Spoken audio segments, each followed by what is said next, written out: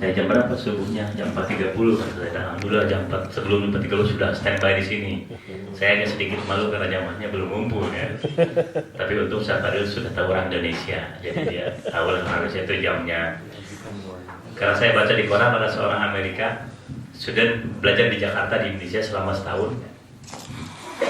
Jadi biasa pertukaran itu Amerika bagaimana cara merayu orang Islam Indonesia, jadi menukar beberapa student yang kerja belajar di Indonesia. Ketika sudah selesai setahun, dia wawancara oleh media, apa yang Anda ambil dari Indonesia setelah setahun itu? Apa jawabannya? Saya sekarang sudah belajar jam karet katanya. Aduh, kok yang itu yang diambilnya ya? Jadi gimana? Sekarang saya melihat kalau di Indonesia itu kalau ada perkumpulan, kalau misalnya yang formal, saya datang on time. Tapi kalau kumpulnya yang tidak formal, saya ikut jam karet katanya. Mudah-mudahan kita tidak begitu ya. Jadi yang pertama Ustaz Fadil dalam bahasa Inggris campur Sunda mungkin sedikit ya. Kemudian karena di sini ada anak-anak muda di sini, ada Ekromans ini anak-anak muda yang mereka lebih nyaman kalau mendengarkan bahasa Inggris ya. Yang jelas bahasa Inggris Ustaz Fadil itu bisa dipahami oleh iPhone 4S. Tadi Bang Nel ditolak terus. Sorry I don't understand gitu ya. Ya bahasa Inggris Riau sama Medan dipakai iPhone S yang nggak nyambung ya. Itu kalau nggak bahasa Inggris Australia, Amerika mungkin diterima, tapi kalau bahasa Inggrisnya Pasuruan apalagi itu nggak bisa diterima ya.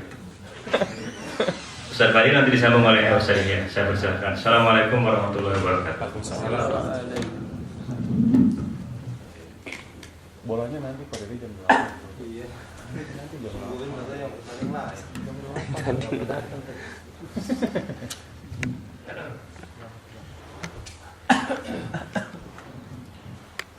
Bismillahirrahmanirrahim. Assalamualaikum. Waalaikumsalam. Alhamdulillah wassalatu wassalamu ala Rasulillah wa ala alihi wa sahbihi wa man wala. Allahumma la ilma lana illa ma 'allamtana innaka antal alimul hakim.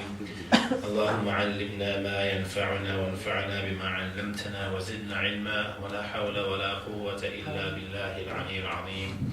اللهم افتح علينا حكمتك وانشر علينا من خزائن رحمتك يا ارحم الراحمين فصل اللهم على سيدنا محمد وعلى اله وصحبه الكرام ولا حول ولا قوه الا بالله العلي العظيم ولا حول ولا قوه الا بالله العلي العظيم ولا حول ولا قوه الا بالله العلي العظيم رب اشرح لي صدري ويسر لي امري واحلل عقدة من لساني يفقه قولي اللهم ثبتنا عند الموت بلا إله إلا الله آمين يا رب العالمين. Alhamdulillah, we begin by praising and thanking Allah subhanahu wa ta'ala, and we ask Allah subhanahu wa ta'ala to accept our efforts to be here on time, whether it's jam karet or not, at least we are here, alhamdulillah. We, inshallah, with this short reminder for all of us, inshallah, and usually, most of the seniors here are relying on me to become the connecting, medium for our youth. That maybe, maybe one day. I'll be able to be more effective and be able to tackle a lot of the youth issues. Inshallah, and we ask Allah subhanahu wa ta'ala that He brings us people, who will be of that sort of caliber, inshallah, for all of us. Now, before I thought I was at the Al-Kawthar course Heart therapy. yesterday. Yes, heart therapy. I didn't see you there, bro. It's happening today as well, and it's run by Sheikh Yahya Ibrahim, and he mentioned something yesterday which was, we've read it before, we've heard it, but he put a different perspective on it, and subhanAllah, it was amazing. I thought I would share it with everyone here today. Everyone knows tayammum, right? But how many of us know the reason why the order of tayammum was given? SubhanAllah. And what is tayammum to begin with? Right, it is the performance of ablution without water, right? So it's a mercy from Allah subhanahu wa ta'ala that, there really is no excuse that when it's time for the salah, when it's time, then you should prepare yourself in whatever conditions that you are in. So at that time, this is an amazing story, right?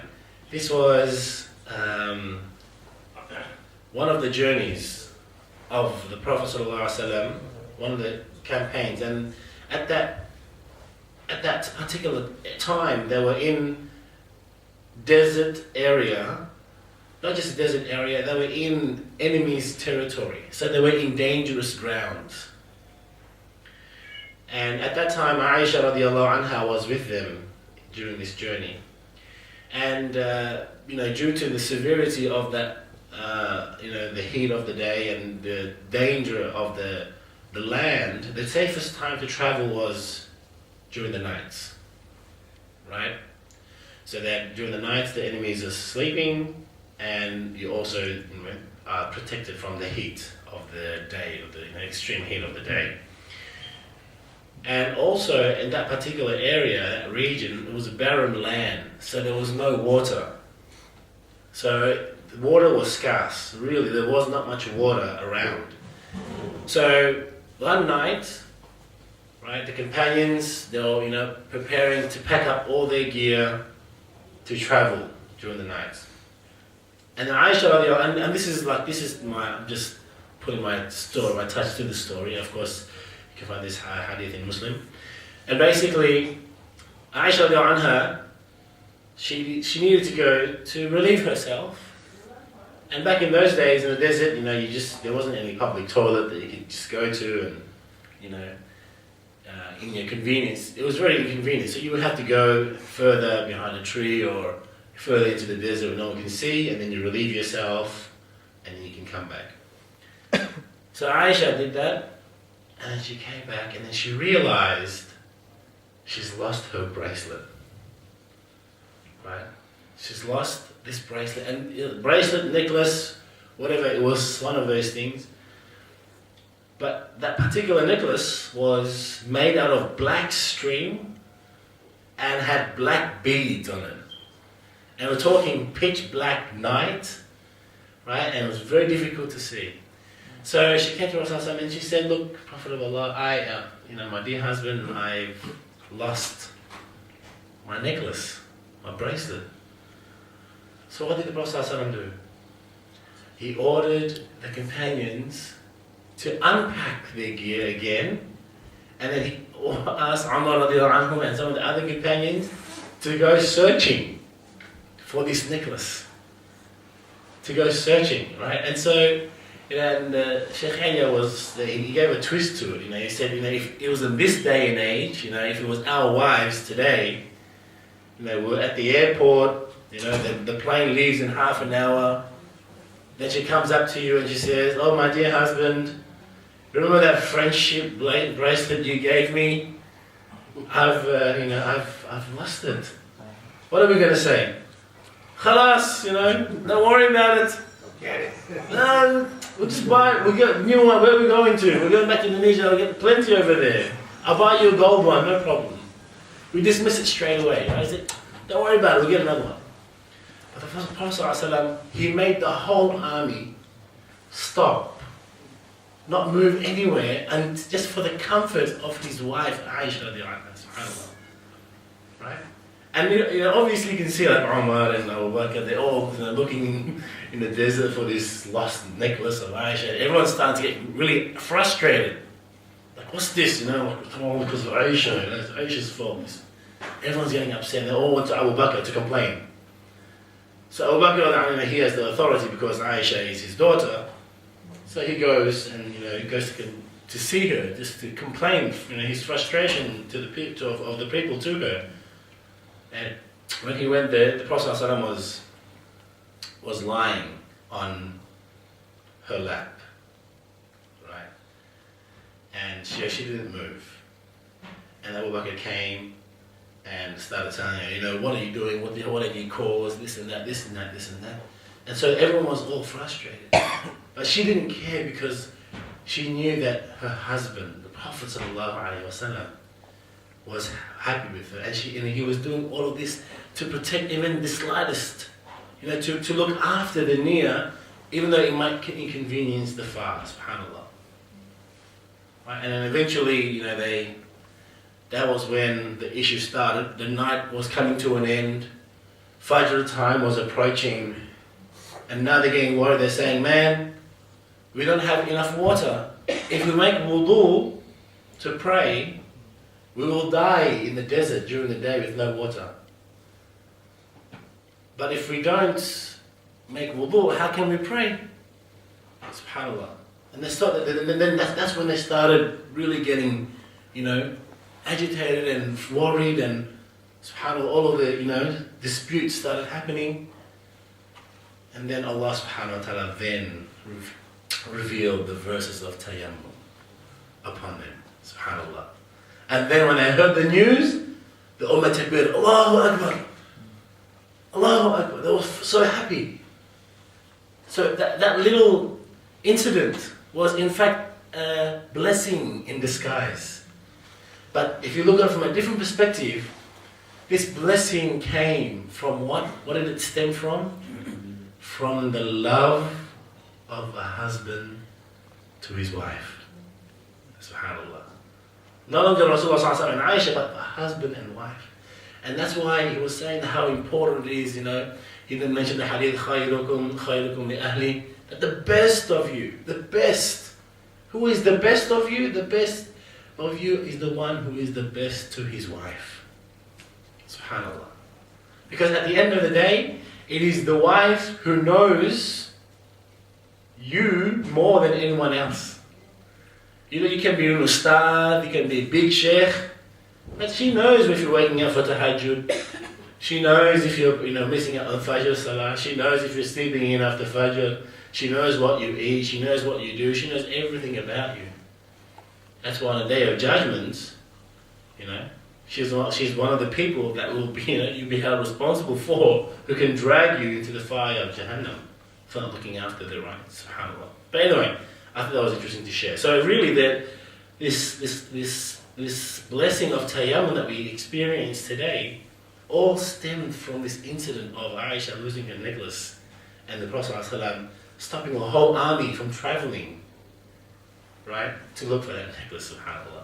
And at the end of the day, they found the necklace when the camel stood up. The necklace was underneath the camel, so it was there the whole time. SubhanAllah. But anyway, all from Allah subhanahu wa ta'ala. So anyway, in today's short reminder, I had to tackle the youth, and especially now, coming to the holiday seasons, when we have a lot more time on our hands. And it's very, as a young individual living in this day and age, it's very easy to get distracted with things which are absolutely useless. When I say absolutely useless, then in terms of the akhirah, I think these are the things that may waste our time in this dunya, right, and absolutely have no benefit for us in the akhirah. And even worse, there could be things that could destroy us and bring us down in the akhirah. One of the ayahs and one of the most core fundamentals that I'd like to just share is the remembrance of Allah subhanahu wa ta'ala. The dhikr of Allah subhanahu wa ta'ala. That really, as Muslims, every single situation in our life, we should be in constant remembrance of Allah subhanahu wa ta'ala. That when we are, like, for example, even now when we are praying, what is the state of our salah? Subhanallah. We're talking about remembering Allah, but we ask ourselves the question, am I even remembering Allah subhanahu wa ta'ala in my prayers? When I say Allahu Akbar, is Allah in my heart, or is something else there? So when we talk about the remembrance of Allah, it's important to understand what it is about the remembrance of Allah subhanahu wa ta'ala. There's a hadith that you can find in Tirmidhi. The Prophet ﷺ says, this dunya, this world, and everything in it is cursed. Everything is cursed. Except three things. Except three things. The remembrance of Allah and anything that is related to it. The remembrance of Allah and anything that is related to it. So it's not just about subhanallah, subhanallah, the tasbih, or tahmid, alhamdulillah, or takbir, Allahu Akbar. That's the dhikr of the tongue. Right? It's not just salah, for example, which is the highest level of the remembrance of Allah. It could even be the gatherings that we are in right now. Like for example, this morning. This is a gathering of the remembrance of Allah subhanahu wa ta'ala. We could be on the internet. And we could, go on YouTube, and we have the choice. We can go on something which is going to help you remember Allah, or it's going to help you forget about Allah subhanahu wa ta'ala. And so in everything that we do, there is a possibility of remembering Allah. Having an iPhone or an iPad or a smartphone of any sort, today's time, subhanallah, that can be one of the most dangerous. Say Sheikh Yahya yesterday mentioned an interesting fact. This technology, and this is a reality that we need to come to terms with. We all know it in the back of our head, and as leaders and as teachers in our community, for whoever it is, that we are aware of these situations. If we are not tackling these issues with real, systematic solutions, then we are being negligent to our due responsibility. He was saying that this, all these smartphones, do you know who is the forefront runner in terms of developing all this technology? It is the people from the industries of pornography. That they're the front line. They're the one who's up there. They want to ensure that material is accessible on these phones. And they ensure that there's free from all this and that. And then you look at the internet itself. 70% of databases of servers, 70% of servers or hosts of websites on the internet contains pornographic materials. And he said 80%, like the number one pornography searches made in the world are coming from which countries? The Muslim countries. 80%. Subhanallah, from Muslim countries. It is a serious problem. Serious problem. So right now, of course, this is a more extreme, and may Allah protect ourselves, our families, our children from this. This is one of the biggest fitness that we have in today's time, this technology. Right? Of course, children, it seems harmless, we can put educational programs, they can access the internet for this, and then of course there's a good way to look at it, but we have to look at the facts. Just having mere, goodwill and good thoughts and good hopes is one thing, but to look at the reality of it is another, and we really need to tackle this issue to ensure that we are taking the highest level of action to protect ourselves from this. That whatever that is leading us to destruction, whatever is leading our families to destruction needs to be erased. Well, it needs to be controlled. Whatever that we know that's going to cause destruction to ourselves or our families, that is the number one thing that becomes the priority. In fact, Sheikh Yahya was talking about how it becomes fard. It becomes fard on compulsory on the individual to take action to remove all of the things that will destroy him. Now, talk about destroy, we're talking about people destroy their iman, destroy their families, destroy everything around them. And so, when it comes to the remembrance of Allah subhanahu wa ta'ala, my dear brothers and sisters in Islam, is we need to bring ourselves to this realization that Allah subhanahu wa ta'ala is watching us wherever we are. Allah subhanahu wa ta'ala knows what we are doing in public and in private. Allah subhanahu wa ta'ala knows exactly even what we are thinking, even what we are feeling. He knows what's deep down in our breasts, in our chests. He knows. There is nothing that we can't hide from Allah subhanahu wa ta'ala from. And so, what is, I can spend a whole time talking about, talking about the remembrance of Allah and its importance. But there's one thing that I'd like just to mention, and we'll end it on this point. There's an ayah in the Quran, so the Zukhruf, where Allah subhanahu wa ta'ala says, وَمَنْ يَعْشُ عَنْ ذِكْرِ الرَّحْمَنِ نُقَيِّدْ لَهُ شَيْطَانًا فَهُوَ لَهُ قَرِينٌ. And whoever is blinded, or whoever neglects, or whoever doesn't take importance on the remembrance of the Ar-Rahman, the remembrance of Allah, whoever turns away from the remembrance of Allah, what happens? نُقَيِّدْ لَهُ شَيْطَانًا. Allah assigns to him or her, a shaitan. فَهُوَ لَهُ قَرِينٌ. And that becomes his qareen. What is a qareen? Qareen is a constant companion. A qareen is someone who is always there in all situations. The qareen is someone who's going to be there through the tough and the easy times. The qareen is a companion. It can be good and it can be bad.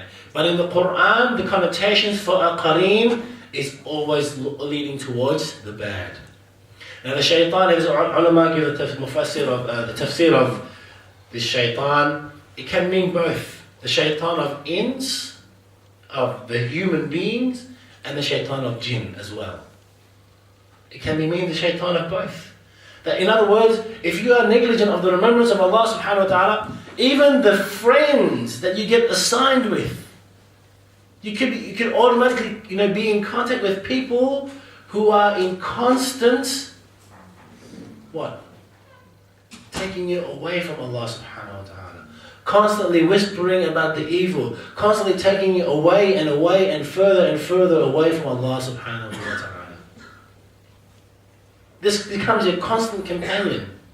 The shaitan becomes that, if you talk about the shaitan of jinn, the one that whispers into your heart, that gives you the ideas of this evil and that evil, and why don't you do this, why don't you do that?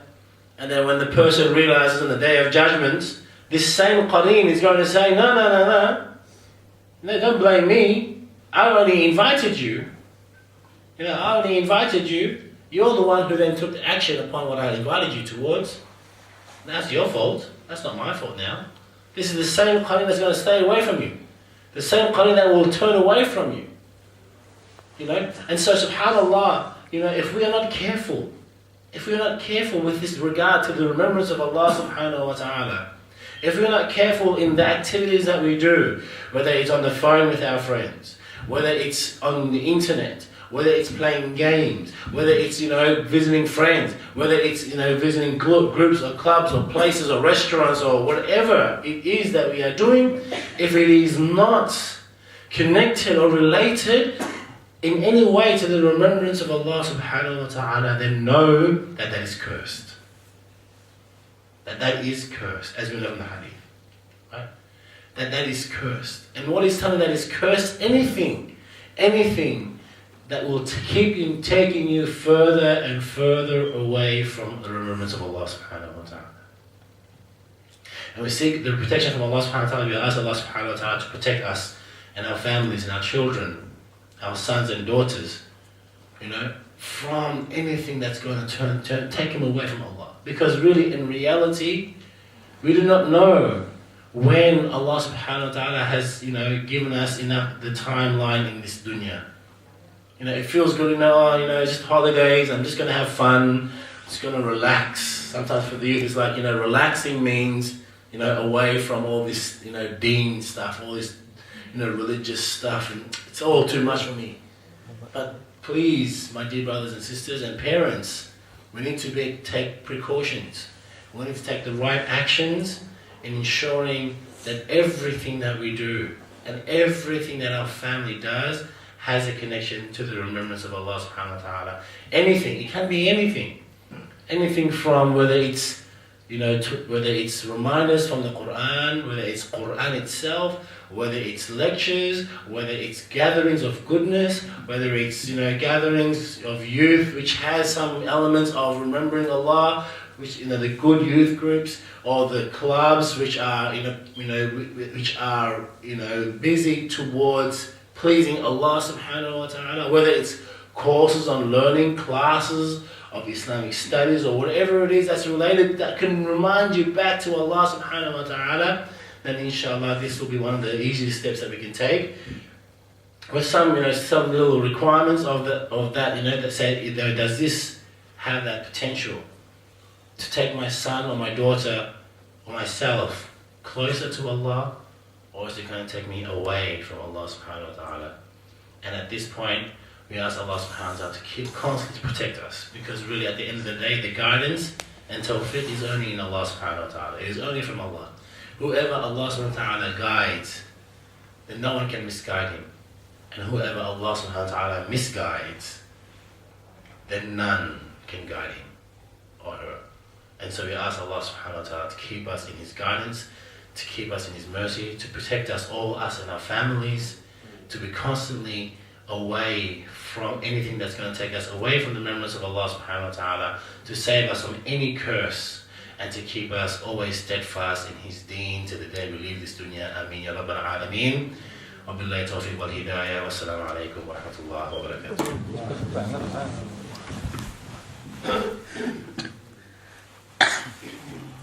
Kurang lama gitu. Bacanya kayak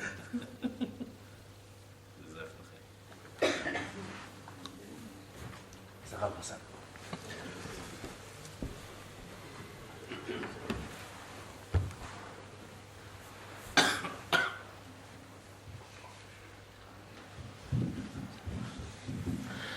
Assalamualaikum warahmatullahi ta'ala wabarakatuh.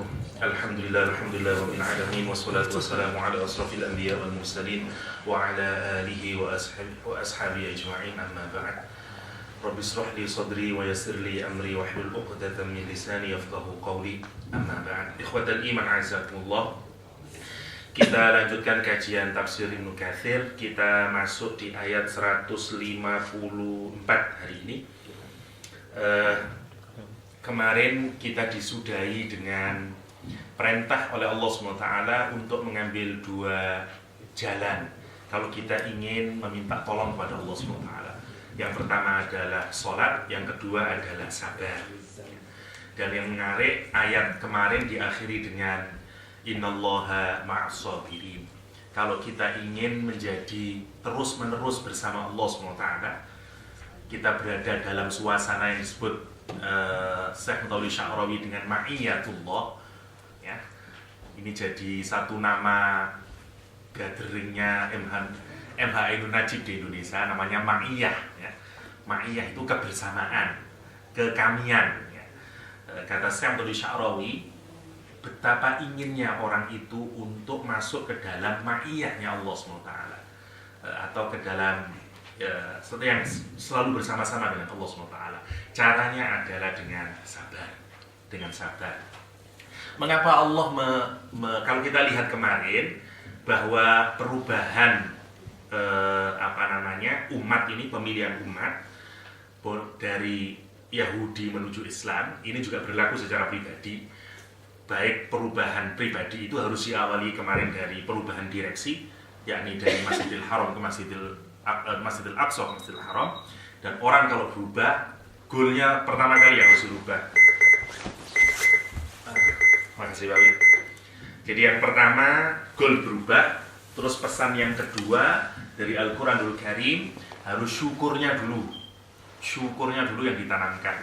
Karena ketika orang itu dipilih untuk menjadi contoh, maka yang harus pertama hadir adalah syukur. Dan kalau kita mengawali apapun dari syukur, perkembangan selanjutnya akan menjadi baik. Setelah syukur, maka zikir, karena itu yang membuat kita akan konstan di dalam perjuangan kita. Sebagaimana tadi yang dijelaskan oleh Ustaz Fadil, saya jadi teringat betapa hebatnya Rasulullah. Salah satu backgroundnya, cerita yang paling ramai juga, yang paling kita ketahui bersama, racingnya Rasulullah dengan Aisyah. Sebagian riwayat juga menuturkan itu juga terjadi ketika Rasul juga bersama rombongan yang besar, bersama tentara-tentaranya. Dan ketika ketinggalan, Rasul menyuruh tentaranya dulu berangkat dan membiarkan Rasul berdua dengan Aisyah untuk bisa racing, subhanallah kalau memang kita lihat betapa banyaknya kita ini perlu belajar dari kisah kehidupan Rasulullah SAW. Setelah zikir, maka ini ibarat orang sudah mulai mau mengarungi hidup. Nah, kunci hidup itu adalah sholat dan sabar. Syukur tadi udah dikasih, maka sholat dan sabar. Puncak dari penderitaan yang mungkin dihadapi dalam perjuangan itu, kalau mau diukur paling puncak adalah kematian. Ya nggak ada puncak dari segala puncak penderitaan melebihi kematian. Karena itu ayat selanjutnya Allah berbicara tentang kematian. Jadi menarik sekali kalau kita lihat itu bagaimana Allah mengajak kita untuk melakukan perubahan, baik secara pribadi dan secara komunal. Ya. Dari perubahan direksi, disuruh dibekali dengan ilmu, dibekali dengan kesadaran untuk menjadikan Allah benar-benar menjadi sentral dari pemahaman kita, terus sambung terus koneksi dengan Allah dalam wujud sholat, tanam kesabaran, karena orang yang melakukan perubahan pasti akan ada ujian, baik secara komunal atau secara pribadi. Nah, hari ini kita akan masuk kepada kematian itu, yang kalaupun memang orang sudah berjalan di jalan Allah SWT, dia mau berubah, apalagi secara komunal ya, kalaupun nanti dia harus meninggal dunia, Allah menyebut dia tidak meninggal dunia. Ini yang menarik. Wala taqulu liman yuqtalu fi sabilillah amwat bal ahya walakin la tash'urun. Dan janganlah kalian berkata liman yuqtalu fi sabilillah, terhadap orang yang meninggal atau mati di jalan Allah SWT, amwat, sebagai orang yang mati. Bal ahya, akan tetapi mereka hidup, walakin la tash'urun, akan tetapi kamu tidak merasakan, kamu nggak bisa tahu itu, nggak bisa ngerasain. Yang pertama, kata Syekh Mutawalli Sya'rawi, ciri dari sesuatu yang disebut dengan hidup itu adalah al-harakah atau pergerakan. Allah itu yang pertama ingin menyadarkan kepada kita bahwa kenapa orang yang mati syahid dianggap oleh Allah sebagai ahya bukan amwat, karena sesungguhnya dia justru makin bergerak ya, jadi dari alam dunia sebenarnya dia tidak malah ya, karena itu misalnya yang seperti definisinya Imam Ali karamallahu wajhah misalnya, bahwa hidup itu adalah pergerakan dari satu stasiun ke stasiun berikutnya. Itu persis sama orang yang meninggal dunia, terutama yang syahid, dia itu kemudian malah bergerak lebih hebat lagi. Nanti kita akan bacakan hadis bagaimana bahkan arwahnya orang-orang syahid itu memiliki gerakan yang lebih dari arwahnya orang biasa. Ya. Karena itu Allah tidak menyebut mereka sebagai orang yang mati. Itu yang pertama. Kalau secara bahasa, kata Syekh Mutawalli Sya'rawi, mengapa Allah menggunakan kata ahya? Karena di dalamnya ada al-harakah itu, ada pergerakan itu. Sementara bagi orang yang mati, bagi orang yang tidak mukmin, sebenarnya kematian itu menjadi keberhentian gitu. Bagi orang yang tidak mukmin, maka kematian justru bukan al-harakah, tapi benar-benar dia stop sudah. Karena seperti sudah ada lagi kebahagiaan lagi, nggak ada lagi rasa yang mau dibangun kenikmatan ke depannya, semuanya udah habis. Ibaratnya dia benar-benar mati. Itulah orang-orang yang mati, kira-kira begitu. Itu definisi literal yang diungkap oleh Syekh Mutawalli Sya'rawi. Kita masuk dulu, kita baca Ibnu Katsir sebelum kita lebarkan. Yukhbiru ta'ala anna syuhada, Allah SWT mengkhabarkan bahwa orang yang mati syahid fi barzakhihim, di dalam barzahnya, di alam barzahnya itu ahya, mereka itu hidup, yurzakun, dikasih rezeki oleh Allah SWT. Kama jaa fi sahih Muslim, sebagaimana yang datang kepada kita ini hadis di Sahih Muslim, hadis ini sahih. Inna arwahasy syuhada, sesungguhnya ruhnya orang-orang yang syahid itu fi hawasili tuyuri khudrin, berada dalam pembolok burung-burung berwarna hijau. Karena masih ingat, kalau silakan dicari di YouTube yang menjadi ramai dulu di Indonesia, wallahu alam benar atau enggak, waktu kematiannya Imam Samudra, ya, kematian Imam Samudra sama beberapa orang itu, ada burung di atas itu 3 kemana-mana gitu, sehingga ramai sekali orang pada berteriak lihat burung itu, karena dianggap membawa rohnya Imam Samudra, ya, rohnya Imam Samudra, karena berpedoman pada hadis ini mungkin, tapi burungnya hitam itu, kayaknya hitam, di sini hijau. Jadi kalau kata guru saya dulu, dari summary hadis-hadis yang dia simpulkan bahwa sebenarnya ruh itu seperti, kata dia, ruh itu seperti tawon. Kalau kita pernah lihat tawon ada sangkarnya itu, maka setiap ruh itu punya rumah, punya sangkarnya sendiri-sendiri, punya tempatnya sendiri-sendiri, tergantung dari tingkat amalia. Semakin orang itu amalnya baik, maka tempatnya makin tinggi. Lah, dan ruh itu, bahasanya kiai saya itu, dia miber kemana-mana di alam barzakh itu. Sama halnya dengan di dunia, kita itu senang mingle dengan orang yang memiliki kesamaan. Di alam arwah atau di alam barzakh, ruh juga bisa mingle dengan apa yang paling dia senangi, yang sama. Misalnya kalau saya senang bola di dunia, maka teman saya pasti orang yang senang bola. Kalau saya suka makan, maka pasti saya akan nyari teman yang juga suka makan. Karena memang orang itu harus disatukan karena kesamaan. Ya. Nah, begitu juga nanti di alam ruh. Ternyata kata kiai saya ini, bahwa orang itu sebenarnya juga disamakan dengan apa yang dia paling suka. Kalau suka zikir, kumpulannya orang-orang zikir. Kalau suka orang itu jihad, kumpulannya dengan orang-orang yang syahid. Kalau orang itu suka dan segala macamnya, dia bisa miber kemana-mana dan dia bisa bertemu satu sama lain. Itulah yang kalau saya tidak salah di hadisnya Imam Turmudi, bahkan ruh orang yang meninggal dunia bisa bercengkrama satu sama lain dan bertanya bahkan tentang kucing di rumahnya. Misalnya kalau ada kucing orang kesayangan, misalnya saya punya kucing di rumah, saya sangat cinta sama kucing itu. Kemudian saya meninggal dunia, saya tidak tahu kabar kucing saya kayak apa.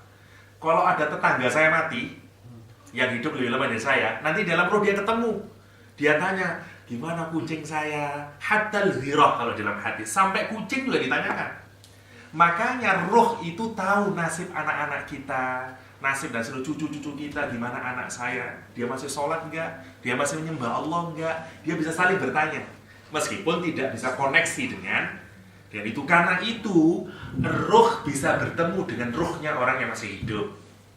Ya, ini hampir pendapat jumhur mufassirin yang menyatakan bahwa rohnya orang meninggal dunia bisa bertemu dengan orang yang hidup, tapi tidak di alam ini, di alam mimpi ketemunya. Di alam mimpi ketemunya. Boleh jadi kalau kita bertemu kakek kita, tentu nanti ada ciri-ciri lain. Mimpinya harus benar dan segala macam. Tapi bisa mimpi itu. Karena itu siapa yang mimpi Rasulullah, dia seperti mimpi dengan benar-benar seperti bertemu dengan Rasulullah SAW. Kenapa? Karena ruhnya itu yang ketemu. Ruhnya yang ketemu. Nah, biasanya kalau awal-awal itu ya ketemu orang tua kita. Orang tua kita. Nanti banyak orang-orang soleh itu bisa ketemu siapa. Murid-murid Ibnu Taimiyah bahkan banyak diceritakan kalau dia mengalami kesulitan, dia bermimpi Ibnu Taimiyah, dan di dalam mimpi dia bertanya kepada Ibnu Taimiyah dan dijawab oleh Ibnu Taimiyah. Subhanallah, dalam mimpi tentu semuanya ini. Itu hebatnya alam ruh, hebatnya alam ruh. Kita lihat rohnya orang syahid di dalam surga itu dibawa oleh burung-burung hijau. Tasrahu fil jannah haitsu sya'at, dan dia terbang kemanapun dia inginkan. Ini saking Allah ingin menggambarkan kepada kita kemuliaan yang diberikan oleh Allah untuk orang yang mati syahid di jalan Allah SWT. Summa ta'wi ila qanadil mu'allaqah tahta al-'arsy, sampai ruh itu kemudian mencolok is hinggap ya di qanadil. Itu lampu, kalau misalnya ada lampu yang gelantung itu apa namanya itu ya, kita namanya kendil. Nah, jadi kalau ada lampu yang gantung, arsy itu katakanlah ini kayak kerajaannya Allah SWT, dan situ ada banyak lampu gantung-gantung. Nah, tempatnya mencoloknya, hinggapnya burung-burung yang membawa rohnya para syuhada itu adalah di lentera-lentera di arsy-nya Allah itu, yang mu'allaqah tahtal arsy, yang dia bergantung di bawahnya arsy. Tidak ada yang lebih tinggi lagi dari arsy Allah SWT untuk menggambarkan mulianya orang yang syahid. Mulianya orang yang syahid. Kalau orangnya itu mungkin levelnya lebih rendah lagi, untuk menunjukkan tingginya orang syahid. Makanya orang masuk surga yang kelompok pertama itu setelah Rasul ya, ma'an nabiyyin, setelah itu wasyuhada, ya, syuhada yang kedua. Yang terakhir baru yang soleh kan gitu kalau di Al-Qur'an ini. Was-solihin, was-siddiqin, wasyuhada, was-solihin. Siddiqin dulu, siddiqin, syuhada, baru solihin. Orang soleh itu yang terakhir masuk surganya, levelnya. Masih ada di atasnya itu, ya. Syuhada, apa wa hasuna ulaika rafiqa, apa aja itu, ma'an nabiyyin wasyuhada wassalihin wasiddiqin wasyuhada wassalihin. Jadi nabi, siddiqin, syuhada, salihin, wa hasuna ulaika rafiqa, dan itulah sebaik-baiknya teman. Ini kita ini semoga dikelompokkan kelompok orang salihin aja, dan kita boleh berdoa dan bahkan dianjurkan untuk berdoa minta disyahidkan oleh Allah SWT. Umar bin Khattab itu pernah berdoa sebelum kematiannya, ya Allah, berikan aku ini kematian dalam syuhada, dalam kematian menjadi orang yang syahid. Hadis ini ada di hadisnya Imam Malik, ya. Doanya Umar bin Khattab agar bisa mati syahid, ya, agar bisa mati syahid. Dan kemudian subhanallah, tidak selang doanya itu dikabulkan ketika Abu Lu'lu' menusuk Umar Khattab sampai 3 kali sehingga berurai itu, dan diteruskan sholat itu oleh Abdurrahman bin Auf sambil nangis dan segala macamnya itu sebagai syahid. Dan yang menarik, saya ingin cerita satu sahabat nanti bagaimana hebatnya orang mati syahid itu, dan kepinginnya para sahabat itu untuk mati syahid. Dalam hadis disebutkan, riwayat Imam Muslim, orang yang meminta kepada Allah untuk mati syahid dan dia tidak sampai syahid diberi pahala syahid. Karena itu mintalah kepada Allah, ya Allah, berikanlah aku kematian sebagai syuhada di jalan-Mu. Terserah Allah nanti caranya kayak apa, ya. Tidak ada kematian yang lebih tinggi daripada kematian ketika kita menyaksikan bahwa kita ini benar-benar membela agama Allah SWT, berada dalam kebenaran. Karena itu disebut dengan syahid. Kalau kita nanti baca bagaimana hebatnya sahabat, rindunya mereka terhadap kesyahidan, kita menjadi amat sangat kecil Kita lanjutkan tadi, ila qanadil mu'allaqah ta'al arsh fattala'a 'alaihim rabbuka ittila'ah. Kemudian muncullah, sebenarnya kurang enak ya, kemudian Allah SWT itu muncul di hadapan mereka ini dengan sekali munculan. Faqala madza tabghun, apa yang kalian inginkan? Kalian minta apa? Kira-kira begitu kepada ruh-ruhnya para syuhada ini. Faqalu ya Rabbana wa ayyu syai'in nabghi, wahai Tuhan kami, terhadap apa kami ini mau minta? Kata dia, wa qad a'taitana ma lam tu'ti ahadan min khalqik, sungguh kamu itu ya Allah telah memberikan apa saja yang kamu belum berikan kepada orang lain. Kami udah kurang apa lagi, kami tidak bisa lagi minta, kira-kira gitu, karena terlalu banyak yang sudah diberikan, dan bahkan belum diberikan ke orang lain saja sudah diberikan ke kita, ya. Sesuatu yang belum pernah dikasihkan kepada orang lain. Summa ada ilaihim bimithli hada, dan kemudian Allah muncul lagi dengan cara yang sama, hatta mana tadi? Falamma ra'au annahum, sampai ketika mereka sudah menyadari, la yutrakuna min ayyas'alu, yang dia tidak bisa lagi untuk kecuali meminta kepada Allah SWT, karena terus menerus dimintai oleh Allah. Kamu minta apa? Qalu, mereka menjawab, nuridu an turaddana ila dari dunia, yang kami minta ya Allah, kembalikan kami ini ke dunia, kata arwah para syuhada. Fanuqatilu fi sabilik, maka kami akan berperang lagi di jalanmu, hatta naqtula fika marratan ukhra, sampai kami ini nanti terbunuh lagi sekali lagi, gitu ya. Kenapa mereka melakukan itu? Lima yarawna min thawabis syahadah. Karena mereka itu didorong, karena mereka tahu semuanya itu. Tahu apa? Tahu pahalanya syahadah. Fayaqulu Rabbu Jalla Jalaluh. Dan kemudian Allah SWT berfirman, Inni katabtu annahum ilaiha la yurja'un. Aku sudah tetapkan bagi kalian semuanya bahwa kalian itu hanya dikembalikan kepada aku sekali saja. Mati itu cuma sekali saja.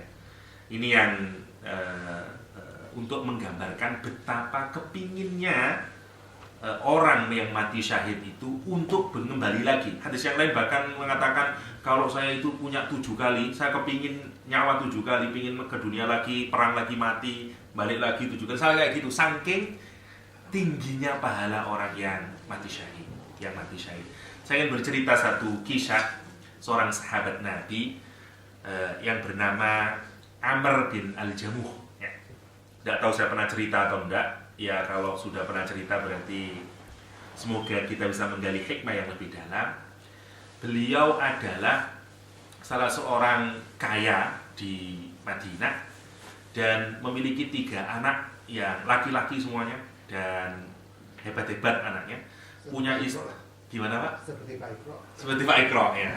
3 anak laki-laki dan dia termasuk pembesar dari kelompok jahiliyah. Istrinya bernama Hindun.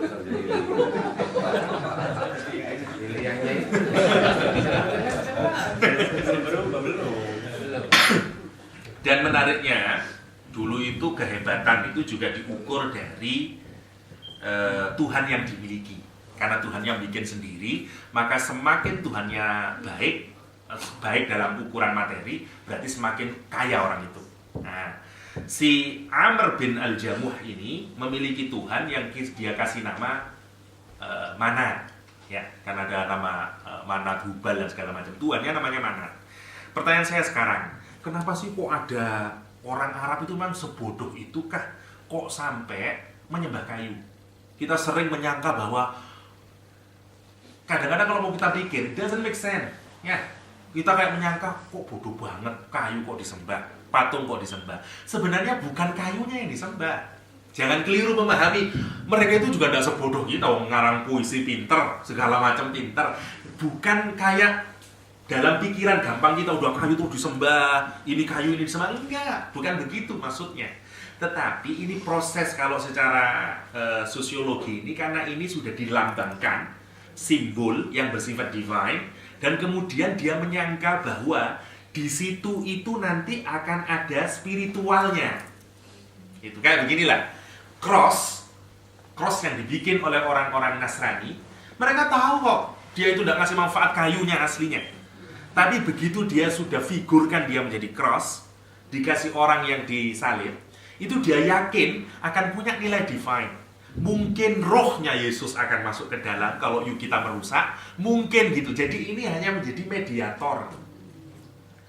Jadi bukan seperti bayangan kita kok seperti simpel-simpelnya, enggak begitu. Karena itu mereka punya, kalau ditanya siapa Tuhannya, Allah. Sama orang Arab juga begitu. Jadi mereka itu bukan orang yang bodoh banget memang batu disembah, enggak, bukan begitu. Mereka tetap tahu pencipta alam semesta ini adalah Tuhan satu. Cuman diri kita ini terlalu kotor bagi mereka. Kalau begini, kalau kita ini orang paling banyak maksiat, takut tidak kita berhadapan langsung dengan ayah kita? Kita ini banyak salah sama bapak kita. Kemudian orang itu kalau banyak salah, pasti takut ketemu dengan orang yang kita berbuat salah. Itu udah rumus umum. Kita akan takut itu. Kita tidak pulang rumah, kalaupun pulang rumah sembunyi-sembunyi, karena itu sifat alamiah.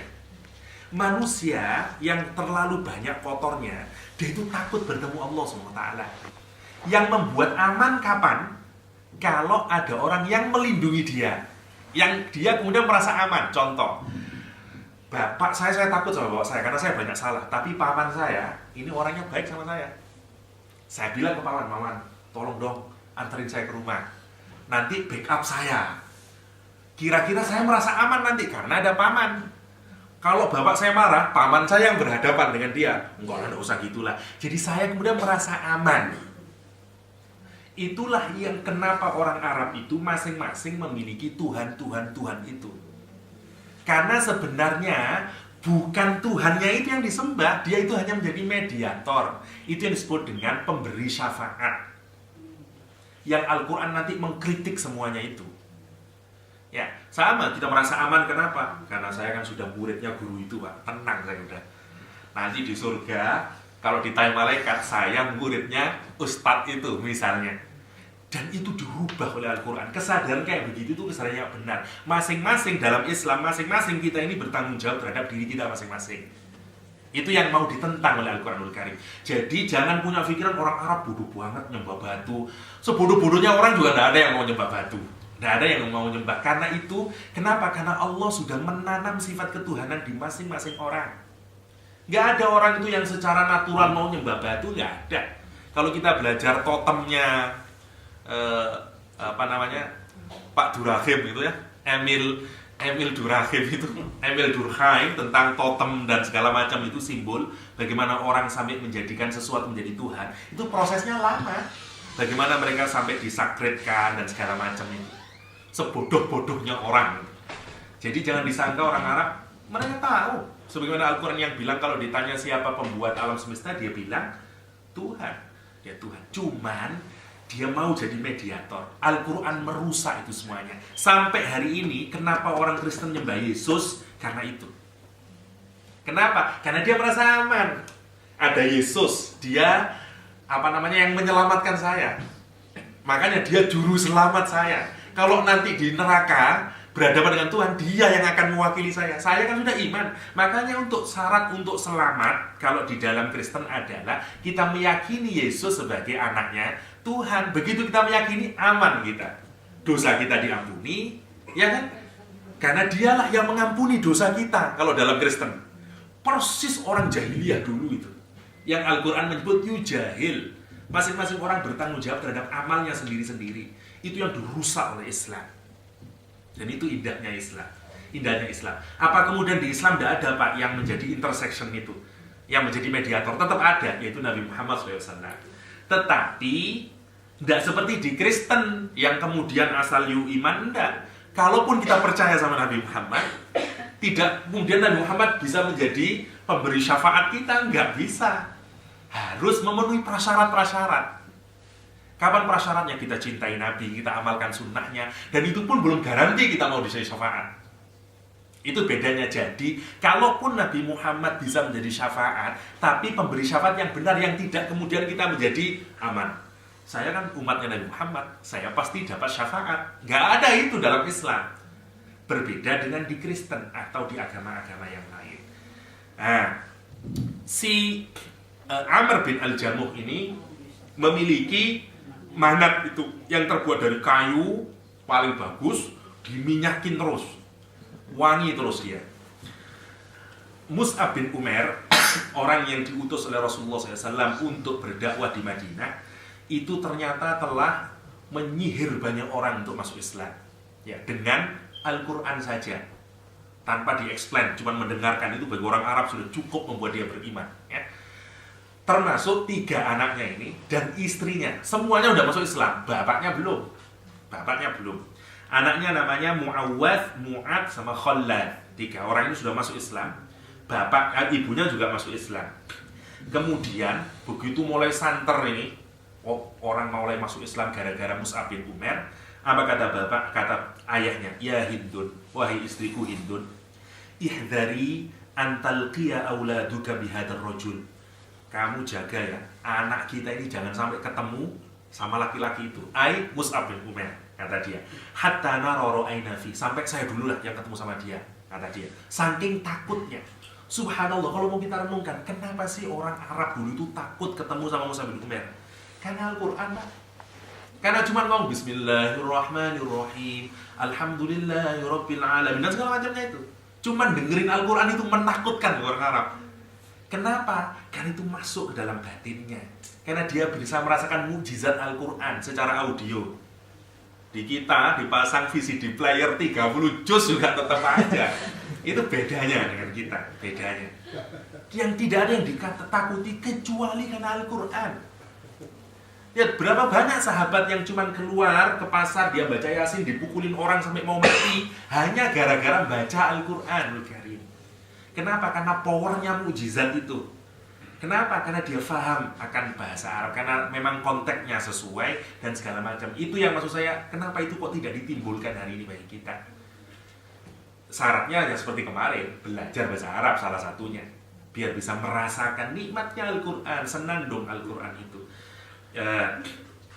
Apa kata istrinya? Sebagai istri yang baik, inilah bohong terhadap suami demi kebaikan boleh. Ya. Kata istrinya, sam'an wa ta'atan. Yes bos, kira-kira kayak gitu. Ya. Walakin hallaka an tasma'a min ibnika Mu'ad ma yarahu an hadzal rajul. Kata istrinya, akan tetapi maukah engkau mendengarkan dari anakmu Mu'ad tentang apa yang dia lihat dari Mus'ab bin Umair itu. Faqala, dan berkata ayahnya, waihak, celaka kamu. Dia sudah menyangka, berarti anak kita, kata dia, wahal soba'a Mu'adun an dinihi wa ana la a'lam. Apakah sekarang anak kita Mu'ad itu sudah pindah agama dan saya tidak tahu? Dia udah nyangka anak saya udah ketemu Mus'ab ya. Dia sudah menyangka ketemu Mus'ab langsung Islam. Subhanallah. Subhanallah. Memang Mus'ab bin Umair itu tidak hanya omongannya ya, yang ditakuti juga memang sikapnya. Salah satu sikapnya itu wajahnya dan segala macam itu yang membuat dia banyak para sahabat juga banyak orang Ansor kemudian jatuh cinta dan mudah masuk Islam. Tidak mungkin raut muka kayak begini, raut muka orang-orang yang pendusta. Karena itu kata para ulama, para anbiya itu wajib tampan, para anbiya katanya. Ya. Kecuali bukan anbiya nggak apa-apa, tapi tidak ada ceritanya anbiya tidak tampan, itu nggak ada. Kenapa? Karena memang harus dibuat menarik semuanya oleh Allah SWT. Karena tidak ada cerita anbiya tidak tampan, nggak ada. Kalau sahabat banyak tak tampan, karena memang semuanya menarik, apalagi Rasulullah SAW. Fisiknya segala macam menarik Rasulullah itu. Ya, jadi jangankan ngomong diam tok gini, orang udah iman tuh, udah taslim. Wajahnya begini nggak mungkin pembohong, kira-kira gitu. Ya. Nah itu hanya untuk digunakan kepada anbiya. Kalau selain anbiya ada apa-apa. Ustadz nggak ganteng nggak apa-apa ya. Tapi untuk anbiya wajib hukumnya itu, wajib hukumnya karena dia menjadi utusan Allah SWT ya. Yang seperti Zulaikha yang sampai keblinger hanya untuk melihat wajahnya Nabiullah Yusuf. kata ayahnya, fa ashfaqatil mar'atu shalihah ala syekh wa qala, dan hebatnya perempuan ini, dia bilang kalla, enggak, anak kita masih belum, dibohongin, kalla, enggak apa-apa kayak begitu, karena tahu dia, walakinnahu hadara ba'da majalisi hadad da'i, akan tapi anak kita itu menghadiri sebagian majelisnya Mus'ab bin Umair, wa hafidha syai'an mimma yaquluhu, dan dia menghafalkan sebagian apa yang diucapkan oleh Mus'ab bin Umair. Faqala, apa yang diucapkan? Dipanggil anaknya itu, disuruh ngomong, apa yang kamu hafalkan apa? Dia baca bismillah sampai amin. Bismillahirrahmanirrahim, alhamdulillahirabbil alamin, sampai terakhir itu ghairil maghdubi waladdallin amin. Apa lihat ini jawabannya orang yang baru pertama kali dengar bismillah. Enggak, bukan Islam. Apa kata dia? Ma ahsana hadzal kalam wa ma ajmala. Duhai, betapa bagusnya kalimat ini dan betapa indahnya kalimat ini. Ini kata dia. Awa kullun kalamihi mithlu hadza, apakah semua perkataannya seperti ini? Kata dia ini. Faqala Mu'ad wa ahsanu min hadza ya abata. Banyak yang lebih hebat lagi wahai ayah, kata dia. Wahai ayah. Fahallaka an tubai'ahu. Anaknya udah langsung apa ibarat sekarang ini ya, drojol aja. Sekarang tabah, mau bai'at tabah sama Mus'ab bin Umair, kira-kira itu. Mau masuk Islam dah. Faqaumuka jami'an qad bay'u. Sudah banyak orang yang juga berbaiat kepada Mus'ab bin Umair. Sakata Syekh, berkatalah bapaknya yang sudah tua ini, qalilan, sebentar, summa qala lastu fa'ilan hatta istashira manat. Saya tidak bisa melakukan itu kecuali setelah saya berkonsultasi dengan manat Tuhannya tadi itu ya. Fangzur ma yaqul, dan perhatikan apa nanti dia mau reply kayak apa. Kalau dia ngasih reply, saya mau masuk Islam, tapi hatinya sebenarnya udah mau menerima. Gara-gara apa? Al-Fatihah. Gara-gara cuman Al-Fatihah, belum ditafsiri ini, nggak ada tafsirnya, cuman Bismillahirrahmanirrahim waladhdallin amin. Itu sudah membuat dia goyah Satu-satunya yang membuat dia belum masuk Islam hanyalah takutnya, karena ini mediator, masih responnya kayak apa lah. Saya singkat cerita, mulai dia ngomong sendiri sama kayunya ini dan segala macam, apakah kamu dan apakah saya boleh masuk Islam, diam aja, namanya kayu. Terus dia bilang, hari keduanya dia datang, la'allaka qad ghadibta, mungkin kamu marah ya sama saya, kata dia ini. Wa ana lam asna syai'an yu'dhika ba'du, kalau begitu aku tidak mau nyakiti kamu lagi deh, kata dia.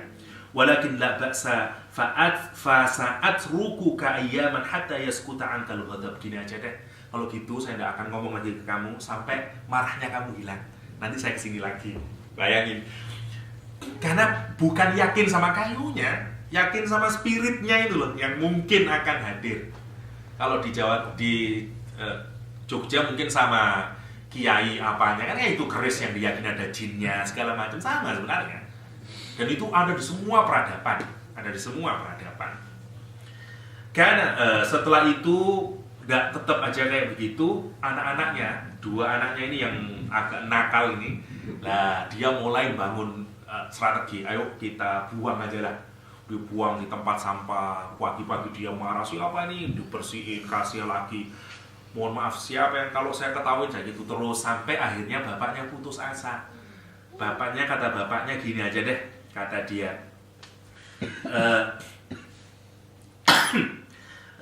terus dikasih dikasih pedang, dan dia biarkan, kalau memang kamu bisa memproteksi dirimu sendiri, ya proteksi saja. Wa hadha saif ma'aka. Kemudian diberikan, setelah itu dia tinggal. Dikerjain lagi sama anak-anaknya, pedangnya dilempar kemana, patungnya nyungsep lagi. Setelah itu dia bilang, kamu tidak bisa ngapa-ngapain, dia masuk Islam. Singkat cerita tentang syahidnya yang saya pentingkan, di perang Uhud usianya sudah 60 tahun lebih, dan pincang orang ini, si bapak tua ini, Amr bin Al-Jamuh. Anaknya 3 sudah sangat semangatnya, karena Rasul mau mendeklar akan ada perang Uhud. Ya, jadi salah satu syuhada Uhud adalah Amr bin Al-Jamuh. Ya. Jadi 3 orang ini udah senang sekali. Ibunya udah nyiapin, ya orang-orang soleh subhanallah. 3 dipersiapin, bapaknya itu bapaknya bilang, bahwa syekhun kabir ta'in fi faqalu ya abana, kata anak-anaknya, ya abana, wahai ayah kami, innallaha adzaraka, Allah itu telah kasih uzur kok sama kamu, kata dia. Udah tidak apa-apa, terima kasih jazakallah Ustaz, sudah ngasih uzur sama kamu, kata dia. Fa'alamun tukallafu nafsaka ma'afakallahu minhu, tidak apa-apa, meskipun tidak ikut nggak ikut jihad juga tidak apa-apa, sudah ayah, kata dia. Faghadiba syekh, marah ini bapaknya, min qaulihim asyaddul ghadab, marah semarah-marahnya. Wantalaqa ila Rasulillah sallallahu alaihi wasallam yashkuhum, dan dia pergi menemui Rasulullah mengadukan ini, dan dia berkata, ya Nabi Allah, wahai Nabi Allah, inna abnai haula yuridani an yahbisuni an hadzal khair. Anak-anakku itu ya Rasulullah ingin mencegahku agar aku tidak berbuat kebaikan ini. Wa hum yatadzarra'una bi an ya'raj, wallahi inni la arju an ata'a bi arjati hadhil jannah. Mereka itu mencegah saya karena saya ini cacat. Sungguh ya Allah, sungguh ya Rasulullah, demi Allah aku ingin berharap surga dengan cacatku ini ya Allah, ya Rasulullah.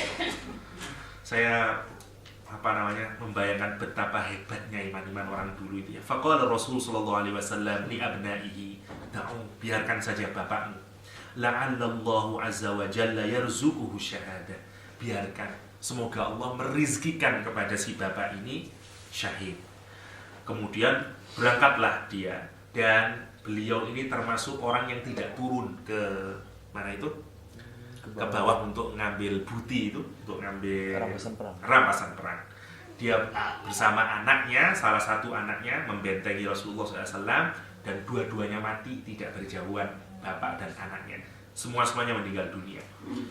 Ketika dia mau berangkat, saking senangnya itu, summa ittaja'a ilal qiblah, dia keluar rumahnya menghadap ke kiblat, wa rafa'a kaffai, dan dia angkat tangannya ila sama, wa qala, dan dia berdoa, Allahumma rzuqni syahadah wala taruddani ila ahli khaibah. Kata dia, ya Allah, rezekikan kepadaku syahid dan jangan kembalikan aku ke rumahku. Orang udah tua ini ya, orang sudah tua. Ini doanya dia begitu.